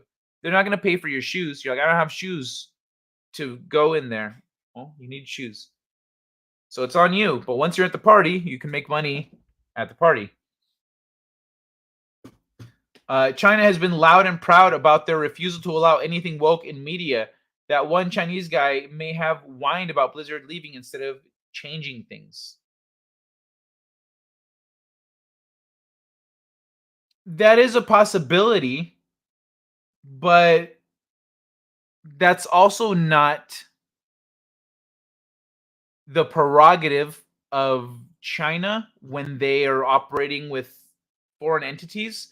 China needs to appear strong. So if they were to walk away, they would say they would frame it as Blizzard is the bad guy. Not Blizzard's being a jerk. They're saying Blizzard's being a jerk because they're trying to frame it as they're the victims. They're the victims, and this jerk at Blizzard just doesn't love Chinese fans and wants to hurt us because he's a jerk. We're trying to work things out. He's just such a jerk. That's how the Chinese guy is framing it. So if China were walking away from Blizzard, they would frame it as, oh, Blizzard's ideals just don't line up with China anymore. They've gone downhill. They would try to make Blizzard look bad because they would need the people to be on their side of things. Instead, what they're trying to do is weaponize the people to tell Blizzard, hey, dude, what the hell? I love you so much. Please don't do this. That's what they're trying to do. That might be what is throwing Kitty Bear off. I think he believes that China is responsible for modifying the game and is saying it's too much work. Does that make sense to you? That does make sense. But, I mean, Yeah, that does make sense, but also it doesn't make any sense with the information that we have. Even at the most basic level. Like the Chinese guy is the one saying things are the way they are. But no, it is completely on the studio to do that stuff. Tina Bojan, how you doing, Tina? Good morning. Good morning, Tina.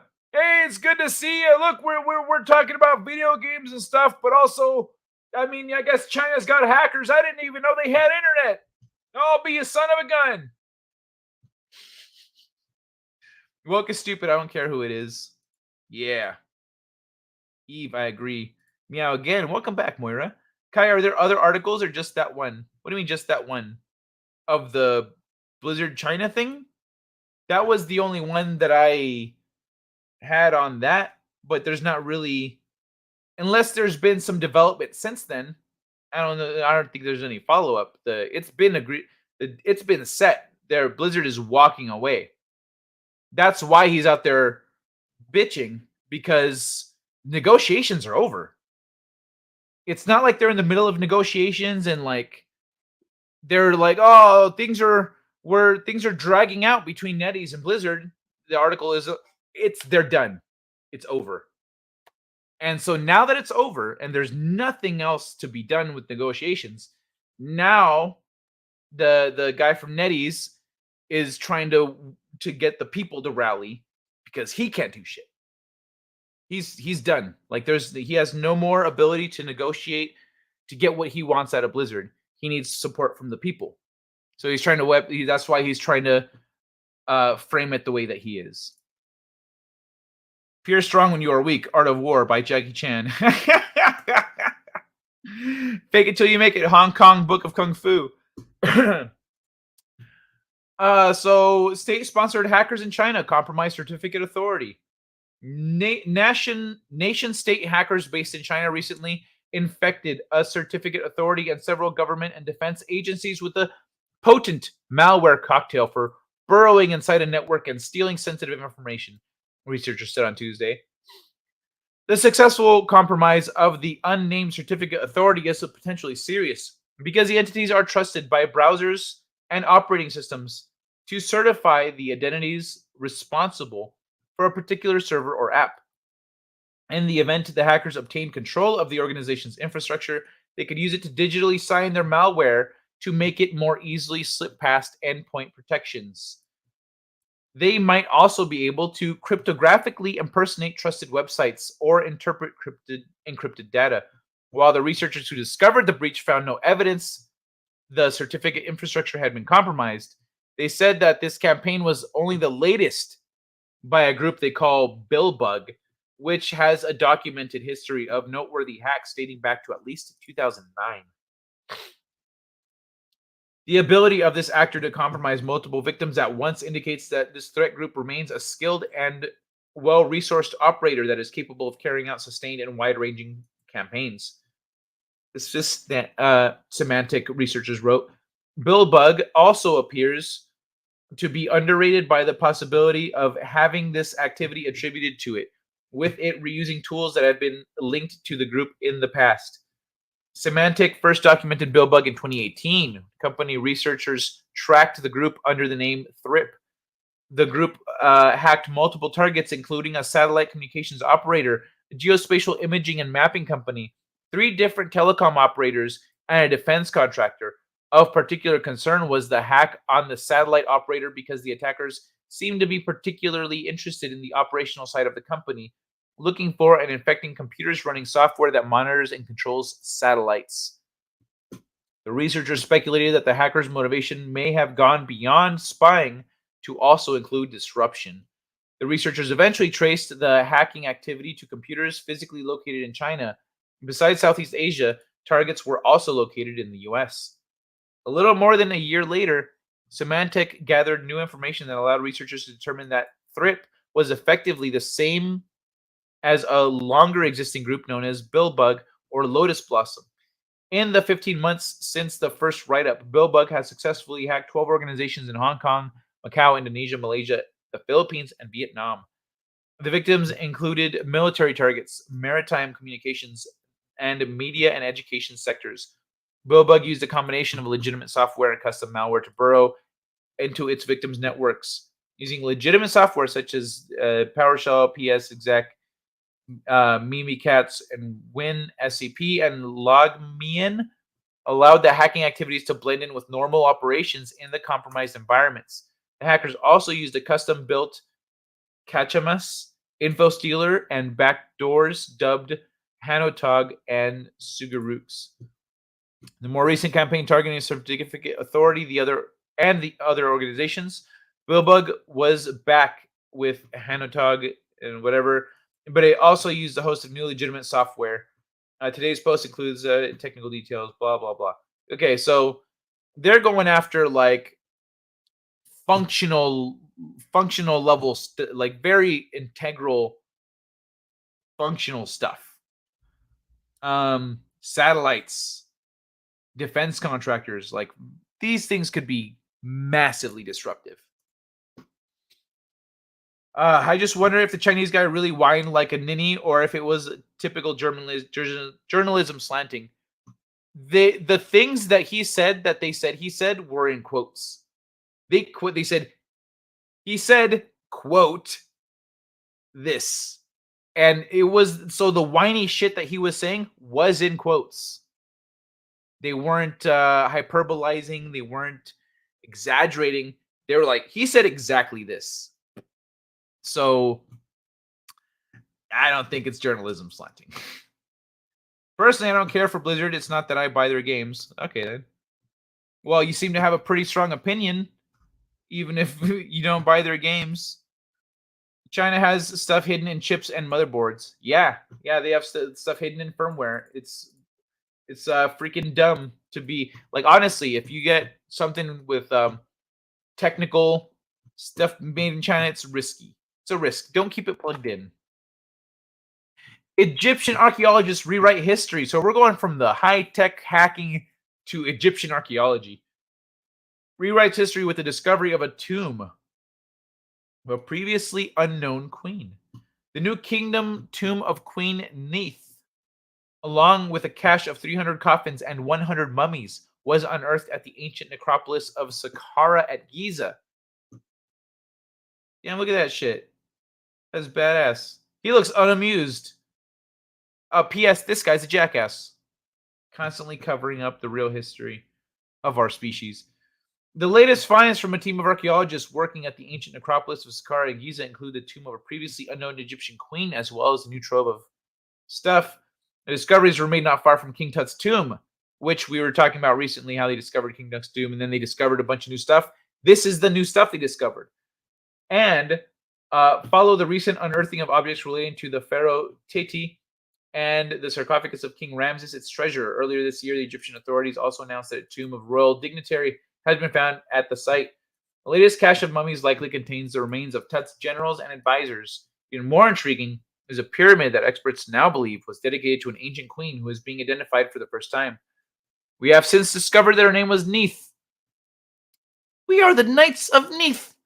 And she had never before been known from the historical record. Egyptologist Zahi Hawass, jackass, the nation's former minister of antiquities, told Live Science, "It is amazing to literally rewrite what we know of history. Fuck off. Adding a new queen to our records." Excavations also uncovered a series of 22 interconnected tunnels, unlike earlier discoveries at Saqqara, the majority of which date to the Old Kingdom or the late period. Hawass believes these are the kingdom burials from the 6th century BCE to the 11th century BCE. Burials from the New Kingdom were not known to be common in the area before. So, excuse me. So this is entire. You know what? Now let me hear you roar like a tiger dillo. That sounded pathetic. I said roar.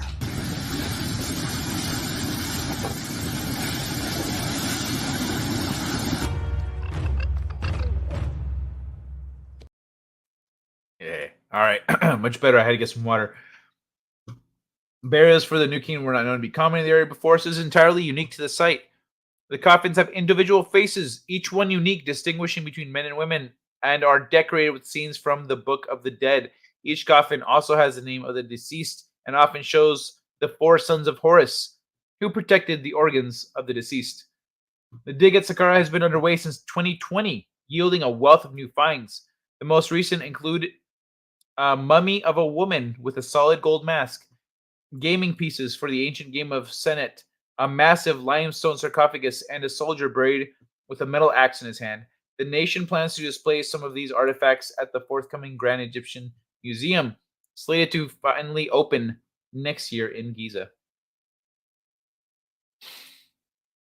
So yeah, next year. All right. Some of these artifacts in the forthcoming Grand Egyptian Museum. So yeah, we got some new queen, we got some new stuff, and we'll probably be lying to you about the truth behind it, as we already know.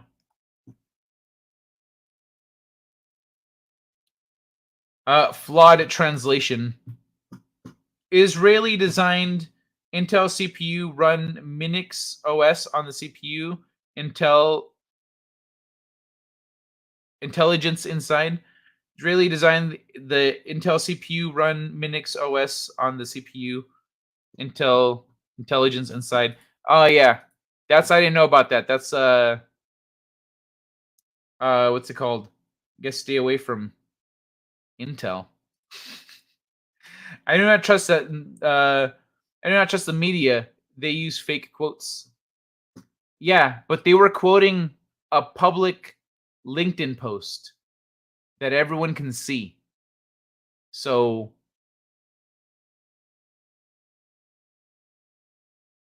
are you just trying to like hate on things just cuz? China ain't got shit on me. I participate in YouTube chat via Telegraph and carrier pigeon. Nice. I mean, you're right, Kitty Bear, but at the same time, there's really not any reason for that right now when all the evidence points to, paints a pretty clear picture. I don't buy Blizzard either. Doesn't interest me. Unfound history or recently made up history. Eve, exactly. Yeah. That's why I think he's like, look at his face. He's like, doesn't really give a shit. He's like, more shit to cover up and lie about. And I have to read this, interpret it, and then lie about what it says. Fucking this guy, man. Hail to Turia. The word rewrite is kind of a giveaway. Mm-hmm. Right? Just check last game I bought from Blizzard was Wrath of the Lich King, the game I got banned from. That was a really good time to leave off. Actually, after that, it went downhill. World of Warcraft went downhill for quite a while. Only in the last couple of years that why I know what's been happening with the WoW team, but only in the last few years has WoW really been coming back up in terms of like what it's doing, how it plays, etc. Double the size of the Colosseum. Pier Paolo Lazzarini's Pangios Tetra yacht is a floating city. What the fuck? Look at this guy's fucking bullshit yacht. What? Why do you need this? Okay. Fuck off. Okay. Let's look at this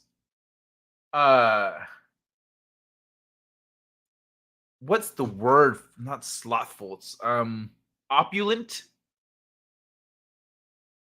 You know, we're at the 2-hour mark. Y'all know what time it is. Cookies? Yes, me accept. Me click yes, cookies. Where cookies? Cookies, cookies. No cookies. What is real? Me trust nothing. There we go. Oh.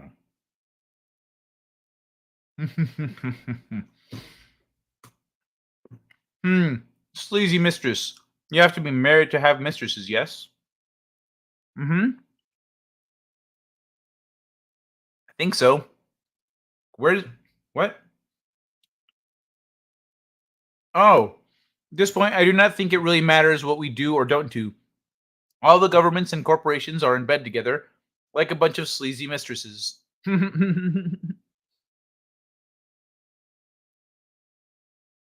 don't think everyone is in bed together. I think there is definitely power dynamics at play. I got banned in Minecraft. In Minecraft, says Laszlo. Sleazy mistress, you have to be married to have mistress, yes? Wow, getting better, sure. I know about the censoring of boobas and on paintings. Yeah, that shit was lame. But that was part of, like I was saying, that it looked like they were getting attacked because it was just a series of things, like, just being thrown at them all at once. And so, yeah, that shit is stupid, though. Go way past sleazy, don't you think, Arlene? Decadent. Decadent's a good word. Yes, decadent. Proposing a giant floating competent. Starting over. Proposing a giant floating continent double the size of the Roman Colosseum. Pier Paolo Lazzarini returns with a new, innovative, monumental tetra yacht concept. The Pangeos watercraft is an itinerant floating city comprising various hotels, shopping centers, parks, ship and aircraft ports, and all other facilities needed to house up to 60,000 guests in the middle of the sea. 60,000. The Tetrayot proposal takes its name from Pangaea, the supercontinent that existed millions of years ago during the late Paleozoic and early Mesozoic eras. Translating this into somewhat futuristic expression, Pangeos extends its length for 550 meters, 1,800 feet, and measures 610 meters, 2,000 feet. At its widest point. Okay, so for perspective, hold on.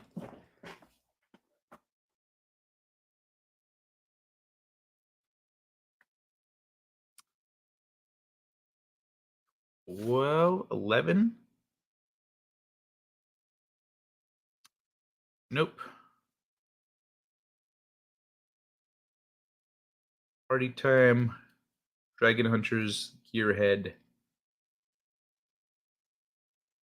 One more chapter back. Space Unicorn. There it is.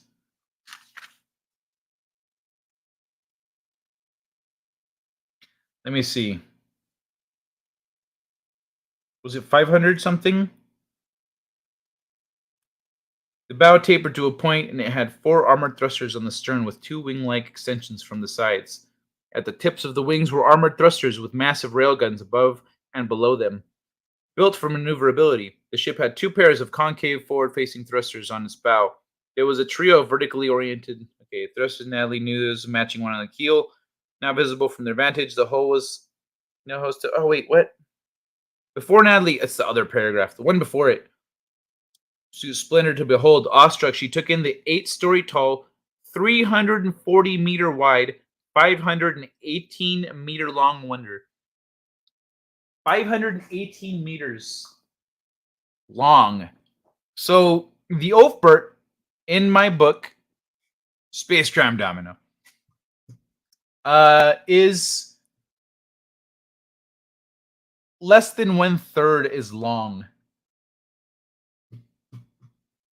So if we're going from nose to tail here, this is 1,800. That means 1/3 is about here. That's 600. No, wait. Here and here. Here and here. Yeah, it's around here. So this is about 1/3 from here to the nose. So that's longer than the ship in my book. The ship in my book ends like here. It's like this big.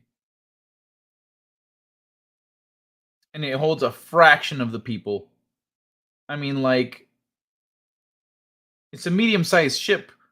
The other ship in the book is maybe this long, because it's 1,000. So it's a little more than half. So it's to here, you know, and that one's got a shit ton of people on it. But I mean, this is crazy. Like, we could have 1, 2, 3, 4. Let me see. 1, 2, 3, 4, 5. We could fit 5 or 6 large spaceships on top of this thing. That is crazy. If realized, the turtle-shaped vessel will become the world's largest structure ever built. With 30 meters of draft, this guy's gigantic hull is composed of 9 different bows and subdivided into several blocks. This starts from the entrance of the port area to the main square that extends into a wide terraced villa and subsequently leads to private houses, buildings, and rooftop terraces, with an upper shell zone that offers landing and various flying vehicles. In the lower space, the design team houses 30,000 cells. 30,000 cells or cluster compartments, and provides an unsinkable floating solution. Dude, what are you doing tempting fate with shit like this? You know what happened to the Titanic? What's wrong with you? Unsinkable floating solution for the basement, which is conceived to be realized mainly in steel. Pangeos also integrates an imagined Tetra ship yard infrastructure that is 650 meters wide and 600 meters long, providing direct access to the sea. Look at that. That's a regular sized yacht in this concept. That's not yacht. This is a regular sized cruise ship or yacht, maybe. I don't know. But what the fuck, man? What? It can hit 5 knots. Is equipped with 9. Would be equipped with 9 HTS engines. Each full electric motor is capable of 1800 horsepower and is powered by various onboard energy sources. Pushed from a jet drive transmission, the Terra structure will be able to cruise at a speed of 5 knots while sailing. Large wings will gain energy from the breaking of the waves, and Pangeos will cruise perpetually without emissions around planet Earth seas. Further, the rooftop area is lined with solar panels, which provide part of the necessary clean energy to power the Tetra yacht. That's a lot. Yeah, that's a lot of fucking panels.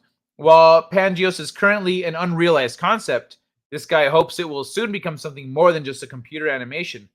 To construct the Tetra yacht, the biggest structure ever built on the planet, an estimated 8 billion will be needed. With a timeline of approximately 8 years, the designer has launched a crowdfunding initiative on the page of the Tetra yacht. The virtual spaces of the watercraft can also be purchased under an NFT collection, and users will be able to collect certain content and access the virtual properties with their credentials. The same credentials will also work as a property deposit in case of a real construction. Look at this. That's nuts, dude. That is cool. It is opulent and ridiculous, but it is fucking cool. This is the kind of thing that, like, if there's another flood, you know, be like, hey, aren't you glad we built that Tetra yacht? The Colosseum inside. Not much of a Colosseum. There's no place for gladiator battles, but I get what you're saying. The port at the heart of the space. Various parks and gardens are integrated throughout. Yeah, because you can't just like party all day when you're living at sea. You need normal shit. A turtle-shaped silhouette from underwater. Honestly, seeing this from underwater, actually seeing the whole seeing the profile that it has gives me more confidence in its ability to not suck. You know what I mean? Like the thing about cruise ships is they're always like this. And the waters, so they're like top heavy, and they're trying to sail through the ocean, and then they get tipped over by a big wave, and then you're fucked. This thing, harder to tip over. Gonna be harder to tip over. For sure. In fact, the way it's shaped will help it cut into the waves and not get tipped over. I feel like. Then again, I'm not an expert, you know. Look at that shit. This fucking boat goes under the thing? What? What? Or is it just next to? No, that thing looks like it went under. What? That's insane. 1, 2, 3, 4, 5, 6, 7, 8, 9 engines. All right. Damn. Woo. Design Boom has received this project from our DIY submissions feature where we welcome our readers to submit their own work for publication. See more project submissions from our readers here. What? Hold on. That's interesting.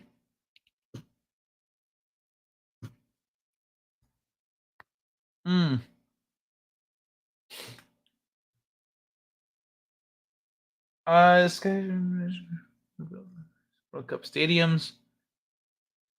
Through Design Boom's reader submissions, creators and makers, regardless of place, prestige, nationality, are invited to communicate their work on a huge international audience. Okay, so as you get to share your work, what you're working, you confirm that you are owner of all intellectual property. Design Boom is authorized to publish that content. Interesting.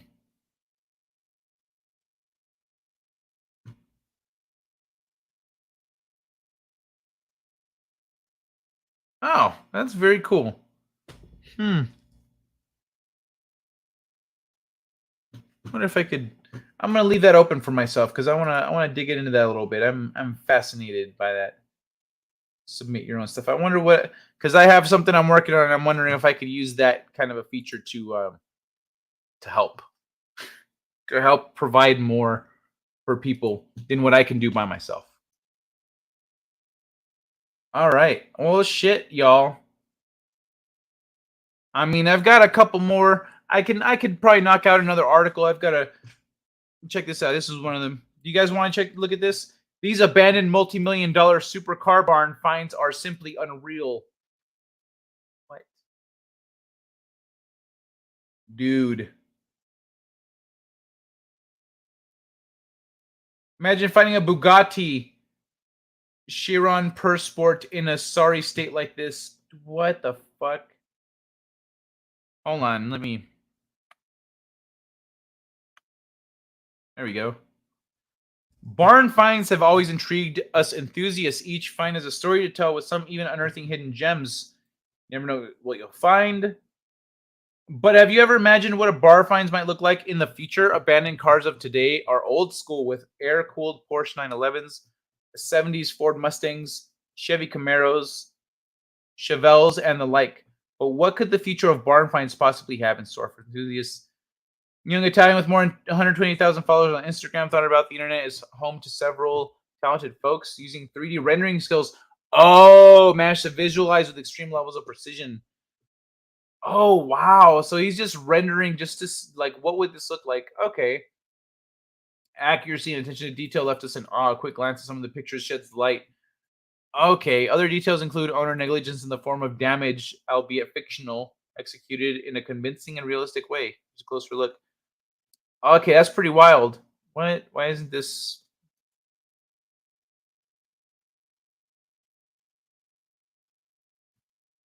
Oh, so this is just. So he's just rendering. Okay, so these are just 3D renders. They're done really well. Look at this guy. That's a pretty car. Okay, well, so that one wasn't too crazy. Oh, there's more, but if you guys want to see more, you can check out his Instagram. Look at this shit. Looks really good, honestly.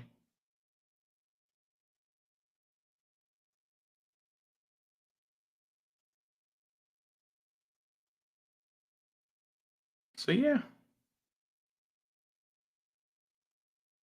Well, if I'm gonna play another thing, I'm gonna play a couple videos for you guys. The first one. Wait, where'd that stripper video go? Son of a bitch. I guess I closed the tab. How'd you guys like that stripper opening, by the way? Wasn't that crazy? I was not expecting her to do that.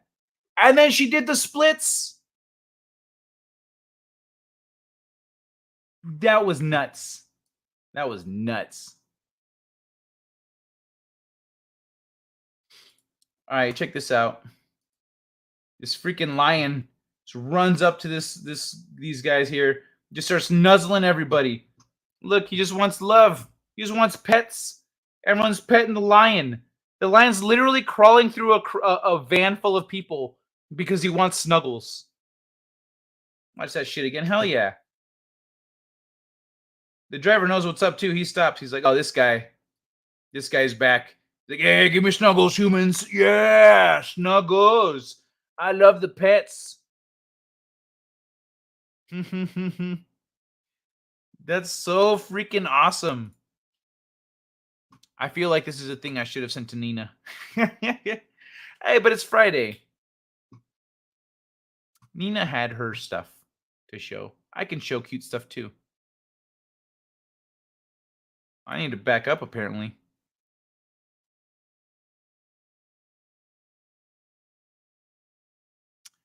Night, Arlene. Arlene's out of here.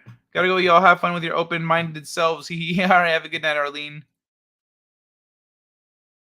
The particular group I have in mind is women only. I'm not being racist. Not all of them were of a single race. Do I need to back up more?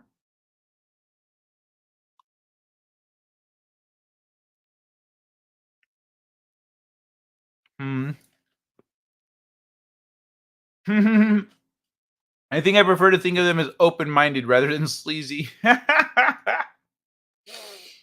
Men can be sleazy too, since most of them are trannified.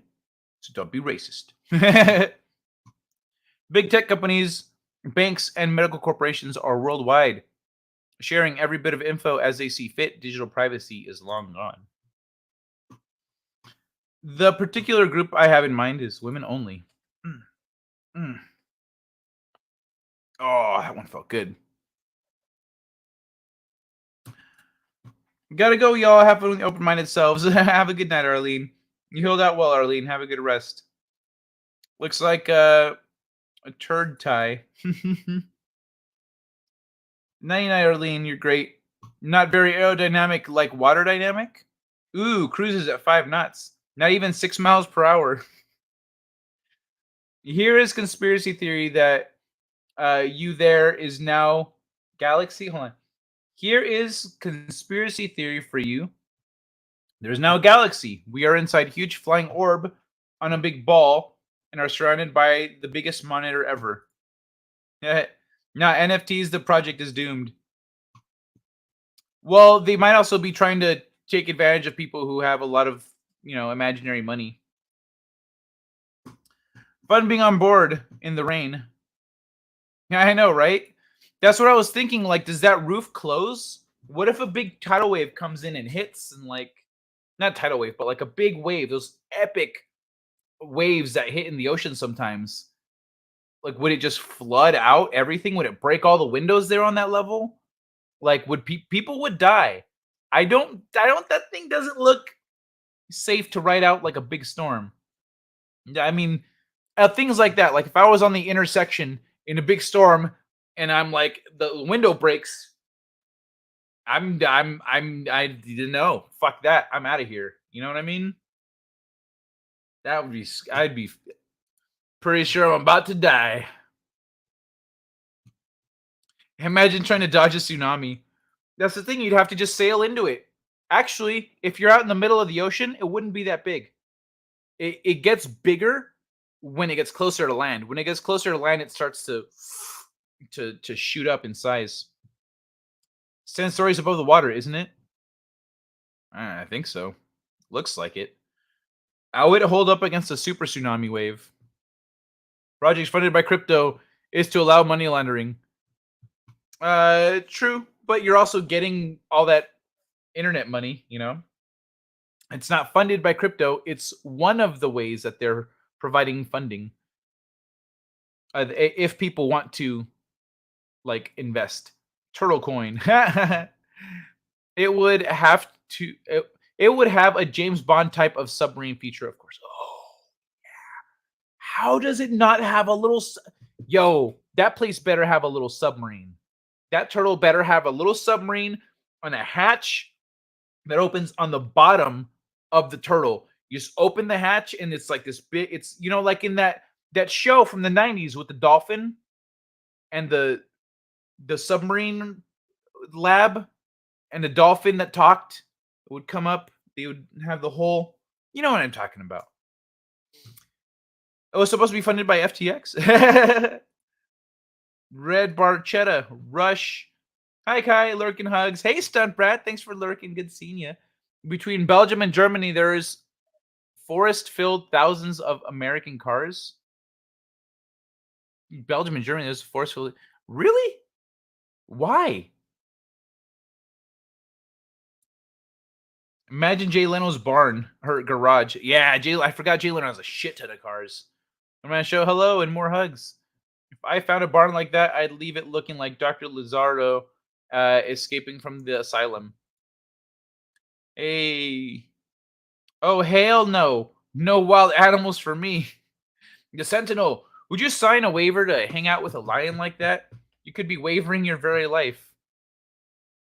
Yo, like, I'd be down. I'd go get some lion cuddles. If you know how to communicate with cats, you're less nervous about big cats.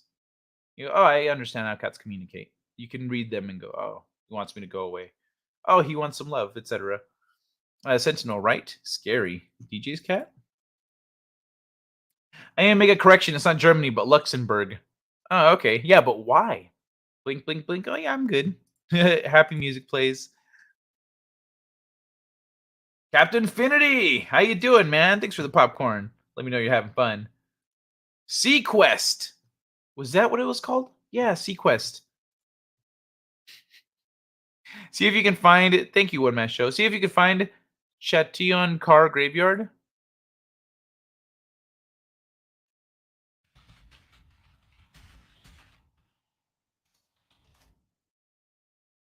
Whoa.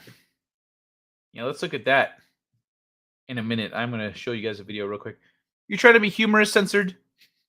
Cats annoy me. We wouldn't cuddle. All right. Check this shit out.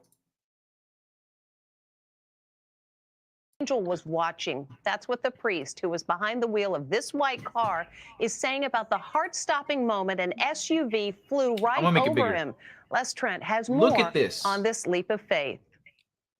There's no other way to describe it. It truly is a miracle.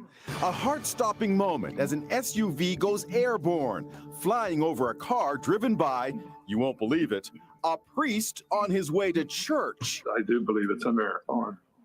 That God's hand was in it some way. 87-year-old Father John Bach was in. That is how it's spelled, Eve. I just didn't want to correct the Sentinel for no reason. It is spelled with D and not a T. In the white Hyundai on his way to 9 a.m. Sunday Mass.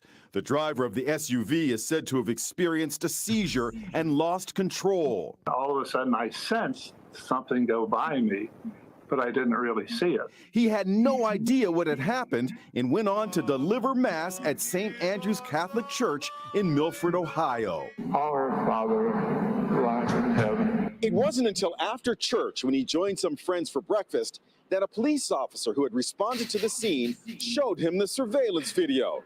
What did he think? Oh my God. OMG is right. Father Bach is not only a priest. For 18 years, he taught high school physics. So he was a physics teacher before he was a priest. When he analyzed the video, he noted the pole that the driver hit. Okay. Fuck you. This this measly ass pole. I'm pretty sure I have bent one of these as a teenager by accident running into it. Like this shit right here cannot support the weight of a car. It cannot support the weight of a car. But but yeah, like you said, Eve, right here, there is you some Holy Spirit hand of God right there in your face. Go Jesus. He noted Bruh. the pole that the driver hit. He Look at hit this it shit. so perfectly that it sprung him up in the air like a pole vaulter. One more touch of irony. On the day of the accident, Father Bach was celebrating the Feast of the Guardian Angels. Perhaps the guardian angel has something to do with it. Maybe so. Father John says the young man in the SUV was checked out at a hospital. He's going to be just fine. So, let me see. Okay, so the person in this car had a seizure. They had a seizure, and their foot hit the gas. Perhaps the guardian angel has something to do with it. Hold on. Let's watch this Right. whole thing. Father Bach is not only he taught high school physics, analyzed the video physics. So when he Let's watch this here. What did he pop up on? I see this parking thing here. It looks like a ledge, but there's no ledge right here where the car actually hits. Does the other tire hit the ledge? I think the other tire might hit the ledge on that side. This tire runs up this pole. But this pole is not going to fucking hold a car, the weight of a car. So it popped up. Maybe that guided it. But what the hell? So yeah, it guided the tire into that nice arc. But look at this. This dude, this straight up pops up. It just pops up. And then that pole kind of guides its path. Once you pop up like that and you're in the air, it doesn't take much to guide your path in a direction. So I'm there for that one. But the popping up, where did that come from? What did it hit that it popped up like that? Looks like it was just sitting there and then it... Maybe it did hit the ledge right here. So if it hits the ledge and the car pops up, so then it has all that momentum, that kinetic energy pushing it up and forward. So then this bar kind of guides it right over his car. But dude, what the hell? That is some insane stuff. I've never seen anything like that in my whole life. And I've seen a guy make friends with a tiger in the middle of a gladiator fight. And this shit is out of control. Yeah, that's crazy.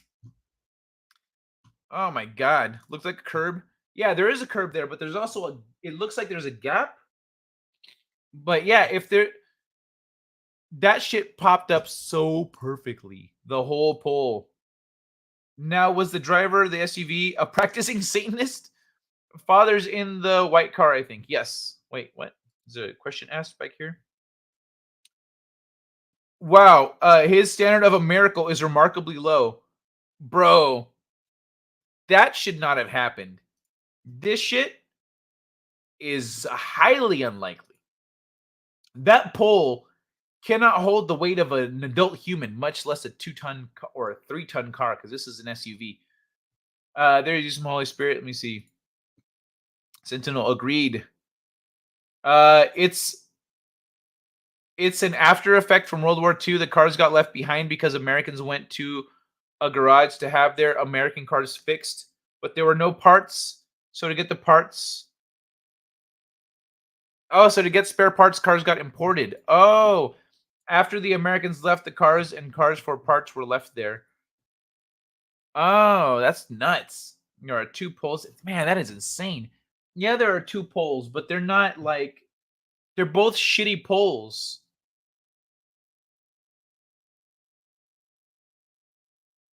What are these poles? Because there's a stop sign.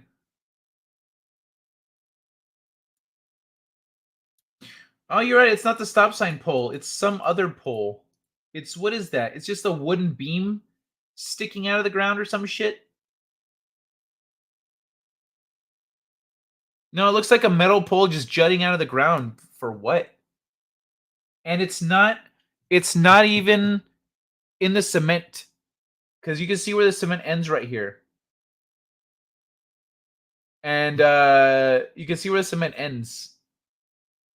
So this is in the dirt. These poles are just jammed into the dirt here. But the thing is, when it moved forward, it had that momentum. It popped up. Yeah, maybe the curb. Yeah, it is. The curb is consistent. There's little divots here, but it's still, there's a curb. So it hit the curb, popped up onto the pole, and rode the pole over the freaking car. That's crazy. EJ, amen. Oh, so he wasn't driving. However concerted, that pole didn't shrimp.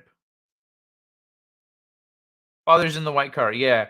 Now, was the driver of the SUP a practicing Satanist? The whole pole looks like a curb. Kai, this is just a tiny curb. Yeah, pole guided it. Jeez. Yeah, right? It's like a tiny little curb. The thing is, when you hit a pole really fast, if you just accelerate suddenly and you go really quick at a little curb, it'll pop up your car a lot. Like, tires are very bouncy. And so I could see it. I could see it to a point. It was just, the thing is, the physics for this to happen without literally an angel just going, I'm just gonna give you a little lift here, is so precise and exact that it's like the only way this could have worked is the way it happened. There is a whole pole. Watch at the end. The pole stays in the angle. There is a whole pole. Oh yeah, it stays. It stays like that. So are you saying it's buried like deep or something? Got bent? Because like what? Yeah, it stays at the angle. The grass is also sloped. Those carpet things that are in parking lots. Those carpet things. What carpet things? What? What carpet things? It's 2 poles, Kai. Yeah, it's 2 poles. Still, strong pull and great driving to get the wheel onto that pole. It wasn't great driving. He was having a seizure. He was not driving. The driver of this car was having a seizure. That's why the car just accelerated suddenly, because they were like, and then boom, the car just took off. They probably lost their license. From what I see, the pole goes right under the middle of the car. Lucky it didn't flip. Yeah, that too. I've never seen that, even on a show. I'm almost speechless. Rarely happens, right? That is insane. Now, shitty poles for this moment. Kai, cement is poured around the base of poles like those. Yeah, cement in like a little square, in a tiny little square in the dirt. You think a 2-ton car isn't gonna bend that metal or dig out the dirt that's holding it in place? It's not meant to be hit by a car. Unbelievable. I wish I had that Fifth Element clip. Looks like a fence pole post that may have a concrete block. Yeah, but that concrete block isn't very big. I've seen those concrete blocks. They're not too big. The city pole snapped. Those other poles were the miracle they were there. The car bent the pole, then hit the curb, which bounced the front end up onto the pole. Yeah, but that's the thing. It collided to put the pole on the angle it needed. Then it popped up at the right angle to then for the tire to ride up that pole. Look at that shit. Look, you can literally watch the tire trace the length of the pole. Right there. It even comes off the top right there. Look at that. Look at that shit. Comes right off the top of the pole. Shrugs. People believe what they want to believe regardless of what they see. What they see is a holy shit moment. Kai, I'm very familiar with car jumps. This is... Oh, that's right. Because you were a professional stuntman. Or stunt person. I am very familiar with car jumps. This is nuts. Jesus and his angels for sure, bro. Wow. Okay, so from the perspective of a professional stunt person, stunt driver, stunt body tricks, car tricks, explosives, working with that stuff firsthand, Stunt Brad is telling y'all this shit shouldn't have happened. That is insane. How does he read carpet when it says cement?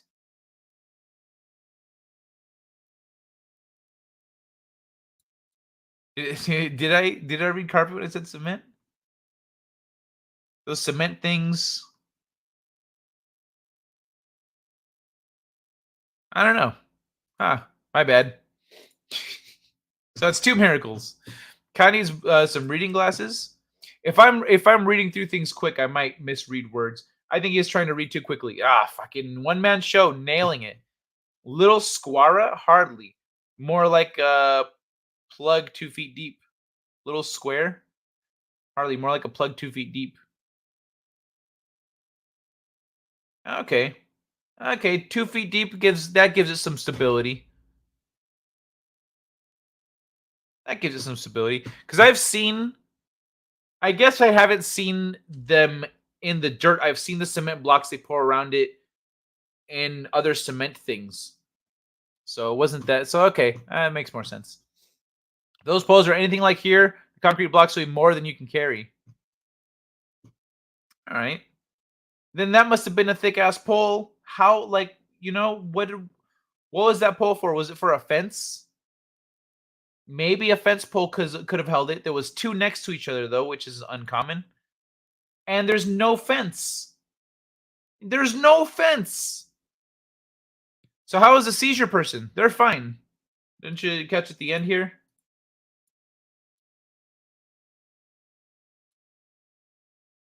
Guardian angel has something to do with it. Maybe so. Father John says the young man in the SUV was checked out at a hospital. He's going to be just fine. Yeah, there you go. He's going to be just fine. Dang, praise God. Kai, stunt woman hugs. Kai, even having a seizure, it seems like the speed and momentum would not be enough. Yeah, I mean, like, maybe the car's got a lot of kick. You know what I'm saying? To fly over the other car. It does seem a bit unlikely. According to the priest, who was also a physics teacher, might even be a bit miraculous. Like, that's what I think is wild about this, because he's not just like a priest. He's not just a priest going, oh, that was a miracle. He's a physics teacher going, let me do the math on that. Holy shit. What just happened? Ooh, physics can't explain that one. He was a physics teacher and a priest.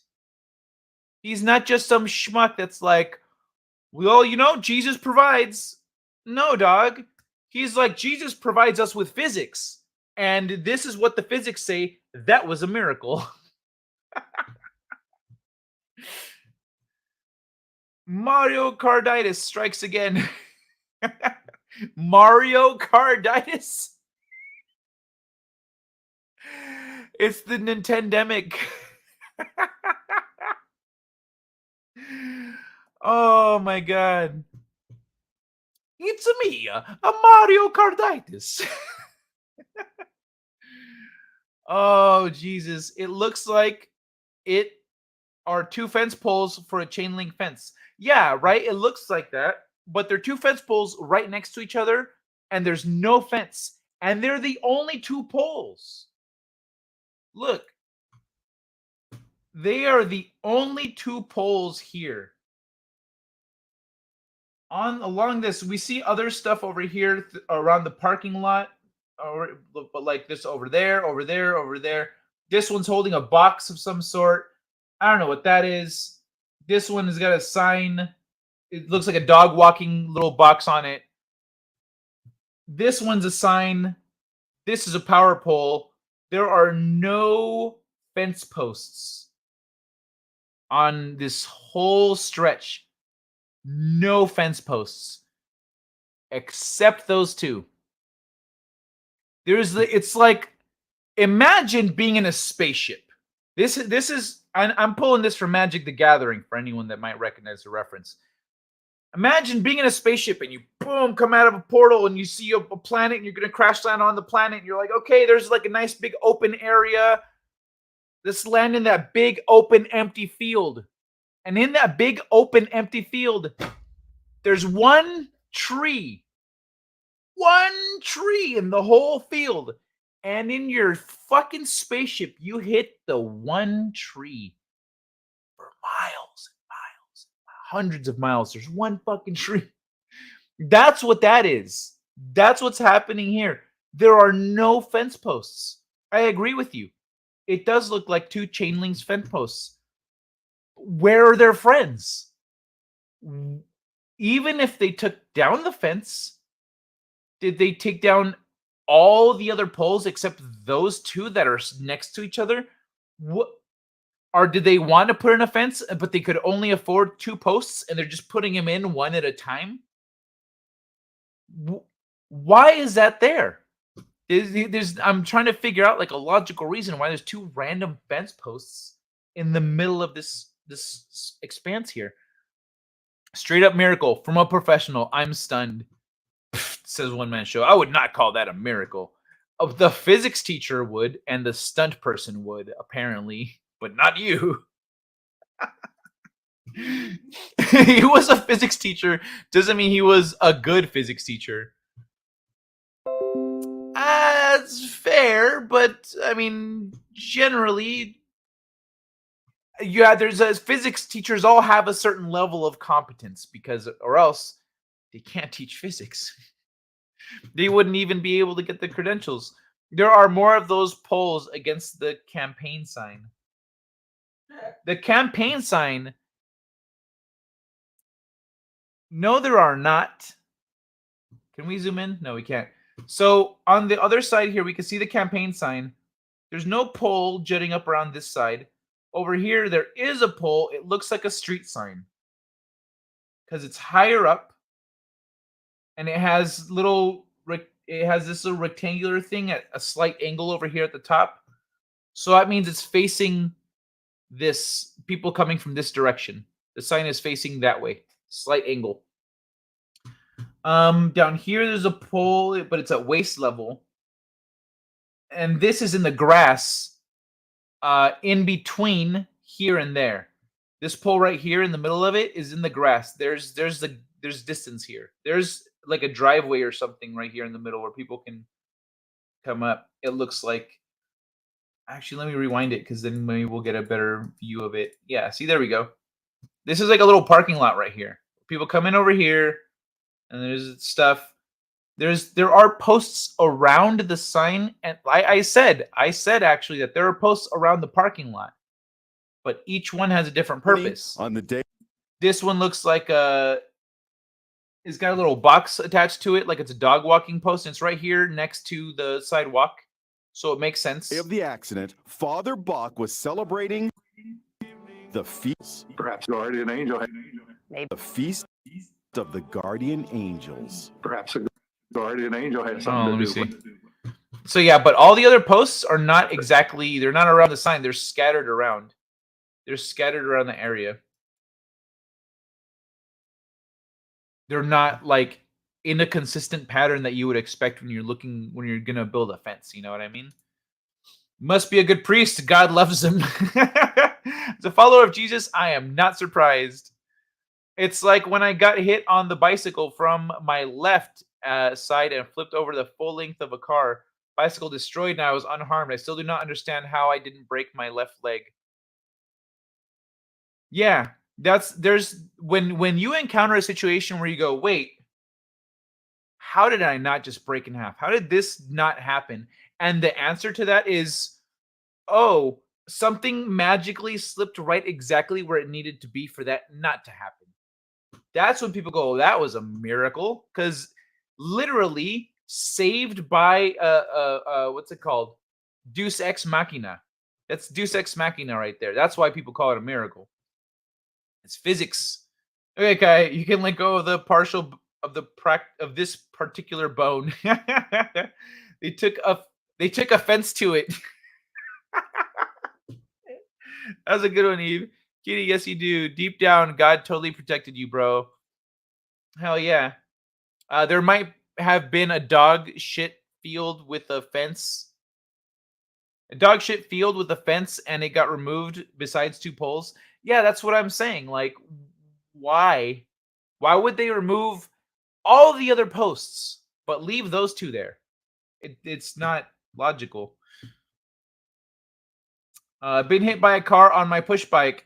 As I am flying over it upside down, I see my Walkman flying past. I hope that doesn't break. The parachute roll training was very useful.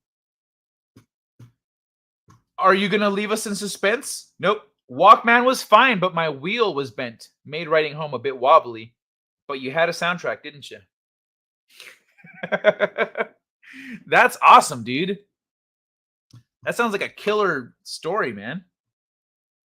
Guy, when we calculate and build ramps to either jump or turn over, etc., it's all mathematical.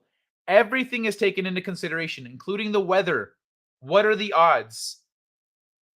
Yeah, that's insane. You're right. Yeah, when you guys plan in Hollywood when they plan stunts, and if you guys want to watch Corridor Crew here on YouTube, watch stuntmen react, and they will talk about the things that they take into consideration when they're doing stunts. They're like, when you have this kind of a thing, you have to fall a certain way. You have to this and that. We have to account for this stuff. We have to put a thing that bounces it up exactly where we need it to be. Like, everything is hyper calculated, which Stunt Brat has a lot of experience with. She knows, okay, you need to be going at this speed, at this angle. You need to da da da da da. So there are physics people there figuring that shit out so that nobody dies on set. Unless you're making an Alec Baldwin movie, apparently. Walkman was fine, but my wheel was bent. Oh yeah. How far is the campaign sign away? A 6-foot pole at 50 yards looks smaller than 6 feet. The camera angle is downward, and the signpost seems to be lower than where the cars are. Yeah, so I'm looking at, let's say we can use, so what's nice is we have 2 spans here. We have a road right here. This is the end of the parking lot. We have a road. We have another road here. We have a front door, which, you know, a 6-foot person could walk out of this door right here. So that's about 6 feet right there, a little more. 6-foot person could stand next to this car. Doug could stand next to this car, be like right there. So that's the scale that we're working with here. So it's really not that bad. The forced perspective here isn't that crazy. The sign probably comes up to chest level. So maybe 3-foot sign. I mean, the 3 feet tall. 3.5 feet by 6'10", maybe 10 feet long, something like that. 6 feet pole. How far is the campaign sign away? 6-foot pole at 50 yards. Yeah, so this, someone in between this and that. That's, yeah, chest level. This thing. I could see this being, because the dog walking box right here is usually at chest to eye level because it needs to be accessible for shorter people. So they're not that high up, but they are not low down either. So this thing is definitely above 6 feet. This is like 10, 12 feet tall. So that one's high up to alert people, make sure they see the sign. It doesn't blend in with anything. It's nice and high up. I'd say this is probably a 6-foot pole in the distance. And then these ones are well, 6 to 7 feet, 6 feet, I'd say, yeah. And then right here would be another. These ones were taller though, right?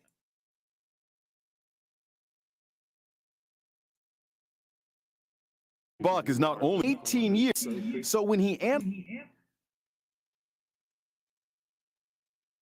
Okay, there we go. So 6 feet standing next to this car. Perfect. This is what we needed. So you're right here. So this is like, damn. Yeah, so it's like a 10, 6, 7, 8, 9 feet high. So 2 9 feet tall posts. It looks like they're tied together, but a 9 foot tall post. So this is a nice big sign. Probably walk. Yeah, you'd walk by this sign. It'd be taller than you. So at 6 feet, you'd be under this sign. Damn. So when he There we go. Okay, maybe you'd be head level with the sign. Coming up here, yeah, you'd be like here-ish. That's nuts. Censored, hilarious, and scary. Why does God protect me? I am a Satanist. He doesn't care if you're a Satanist. He still loves you, right? Isn't that the thing? Like, God loves his children, right? So you're like, I don't believe in God. God's like, you don't have to. It's fine. I still love you. You know, do you? You're gonna live your life. You're gonna die. You're gonna realize you were wrong. You can go live another life. You might be a Satanist then. You might be an atheist. You might be a Christian. Who knows? But he doesn't give a shit. It's like if I were to write a character that can break the fourth wall and makes like a joke making fun of me, talking shit on me, or a character who I write and they have a shitty life and they hate God, technically that's me. So I'm writing the shit into the story myself. I'm like, yeah, this guy's gonna be mad at God. That's what happens. Kai, and who the hell was filming the scene and why? It's a security camera.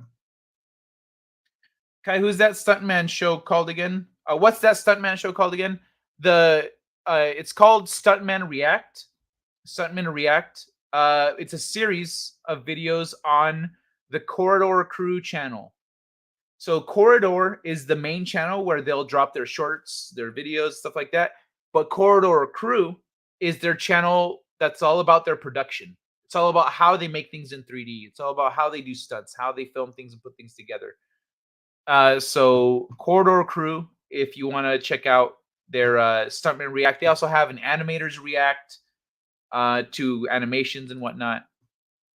But yeah, they go and they have stuntmen. They have professional stuntmen come in and talk about their scenes in movies. Actually, not just stuntmen and animators. They also have directors. They've started to get higher profile people there to talk about. They're like people who worked on all these special effects directors and etc. Like they're starting to get higher profile people come into the show to talk about how they did things in movies. So this is cool stuff. Scary was Army live firing. Riding bike CG is above most car bonnets. Bike wheel hits and flips everything.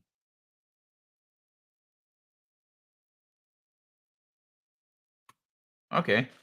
Riding bike CG. I don't follow that. Riding bike CG.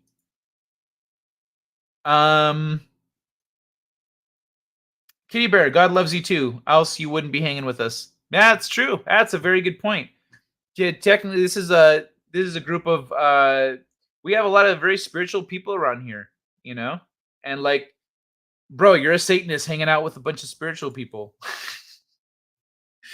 Censored. God bless you. The grass leading up to the poles is sloped. Yeah, that definitely that's what I was thinking. Definitely helped with the popping up a slope or the curb itself or something, but still, it was the combination of everything being precisely perfect, even the wheel placement.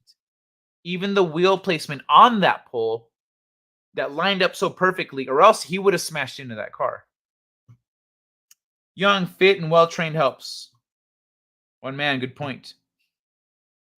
Censored. That it does, bro, but THX for being in the military rocks on. When I stand next to a car like that, I look way over it. Well, yeah, you're like 6'3", aren't you? Something like that. I know why God protects me, because I want to kick his behind. I think he doesn't want me near him and keeps sending me back every time. we all come back every time though, right? T Christ, thanks, Kai. I'm gonna check it out. Oh, cool. Have fun. I could have sworn, Stunt Brat, that you were the person that was like, oh, I've seen their channel. Man, it kind of cringe. I was like, what? But okay. Oops, didn't know Christ came up there. Yeah, I was like, where's the Christ coming from here? So yeah. That was insane though. I'm gonna leave off on that one. I'll save the other things I got here for next time. Because we're coming up on 3 hours already. The 3-hour mark. I wanted to say something about hanging, but it's too dark to say. Oh yeah. I mean, you can if you want to. I'll just no, because it comes up in the chat. I don't know. YouTube's a bitch, but say what you want. We do dark humor here too. Do I have anything? What's the darkest humor I got here? What's the darkest thing I got?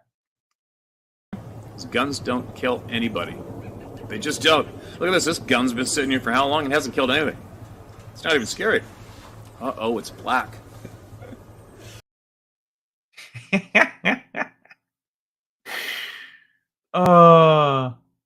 I think that's it. Everything else is pretty happy. I don't have anything dark per se to share. I guess there is this tragedy. And what a game here as Johnson kicks towards the goal, and oh my god, Singh makes a fantastic save. But I believe he hit his nuts on the goalpost. He is down. Let us have a closer look at instant replay. Not only just self-sacrifice on this play, but sacrificing future generations as well. Obviously going all out for his team, saving the ball right here, but also losing 2 on the play, putting his balls on the line. Let us have a moment of silence for this man's fallen brothers. As you see right here, he got to the ball and so did... Oh, sweet Jesus, that idiot guy smashed his nuts on the pole. See, that's if he was playing American football, that wouldn't have happened. He wouldn't have been sliding on the ground. He would have been wearing a cup, and there wouldn't have been a pole there. I'm just saying. Good night, Eve. Tell that old man I said good night, all ice. I'm getting it myself firsthand, Eve. Mwah! You have a great night. Peace be upon you as well. Thank you. Kitty, you can't chuck me. I worked with Stuntman for over 20 years. Balls, you do have dark. Night, DJ. Pat the cat for me. Yeah, don't pet the cat. Just give it a little pat on the head. The Satanists think Satan isn't real. That makes their name pretty ironic, doesn't it? I will, censored. Awesome. I'm sure you thank God every day for that. Have a pat for yourself on me. I'll pat myself. That feels nice. Oh, I should do this more often. All right, back to young me. All right, back to me now. All right, y'all. I'm going to call it a night. It's time to say goodbye. See you Monday. Old man Kai hugs. I pray every night before dinner. Gratitude mostly. That is important, to show gratitude for what you have, for what's going on in your life, etc. Yeah, you got to show gratitude. I love it. Check Discord DM, up to you if you read it on stream or not. I'm about to wrap it. Well, let me see. Why are you sending me shit when I'm trying to wrap up, man? You're roping me into this. That the wife can cook? Oh, gratitude that the wife can cook. Censored gratitude, beloveds. Beloved, let me see. That's not...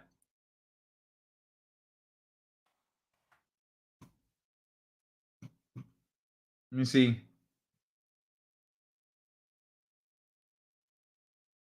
Oh.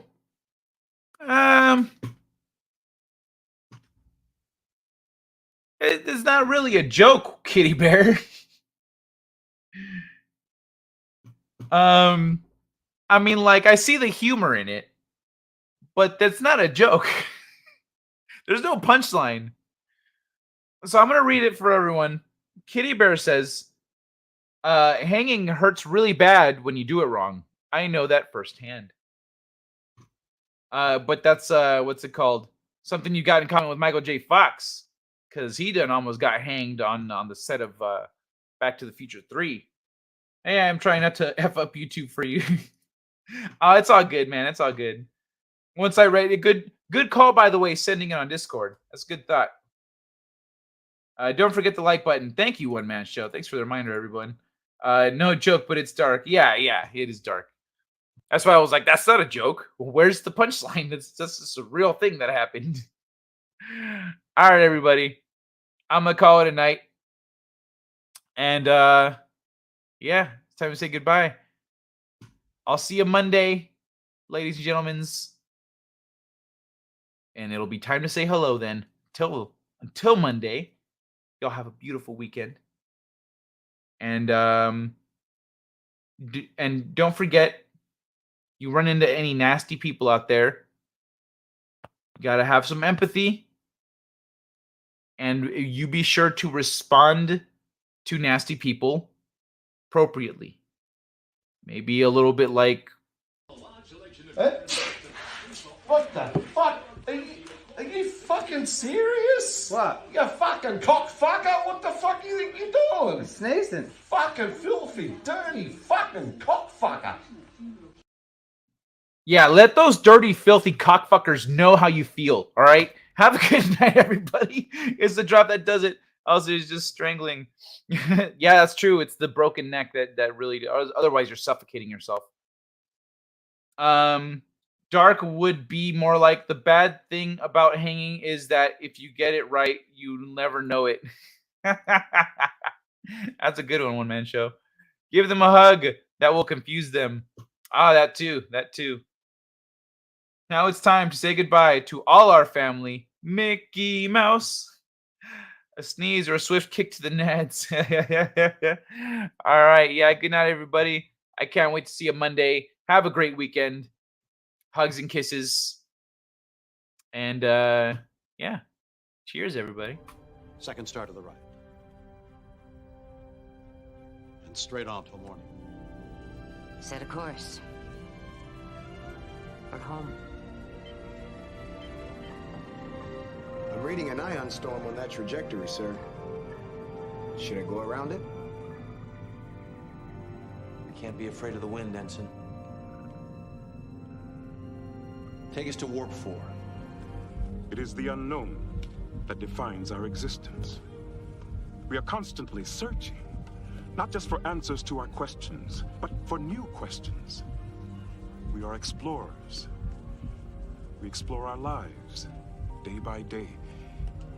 And we explore the galaxy, trying to expand the boundaries of our knowledge. And that is why I am here.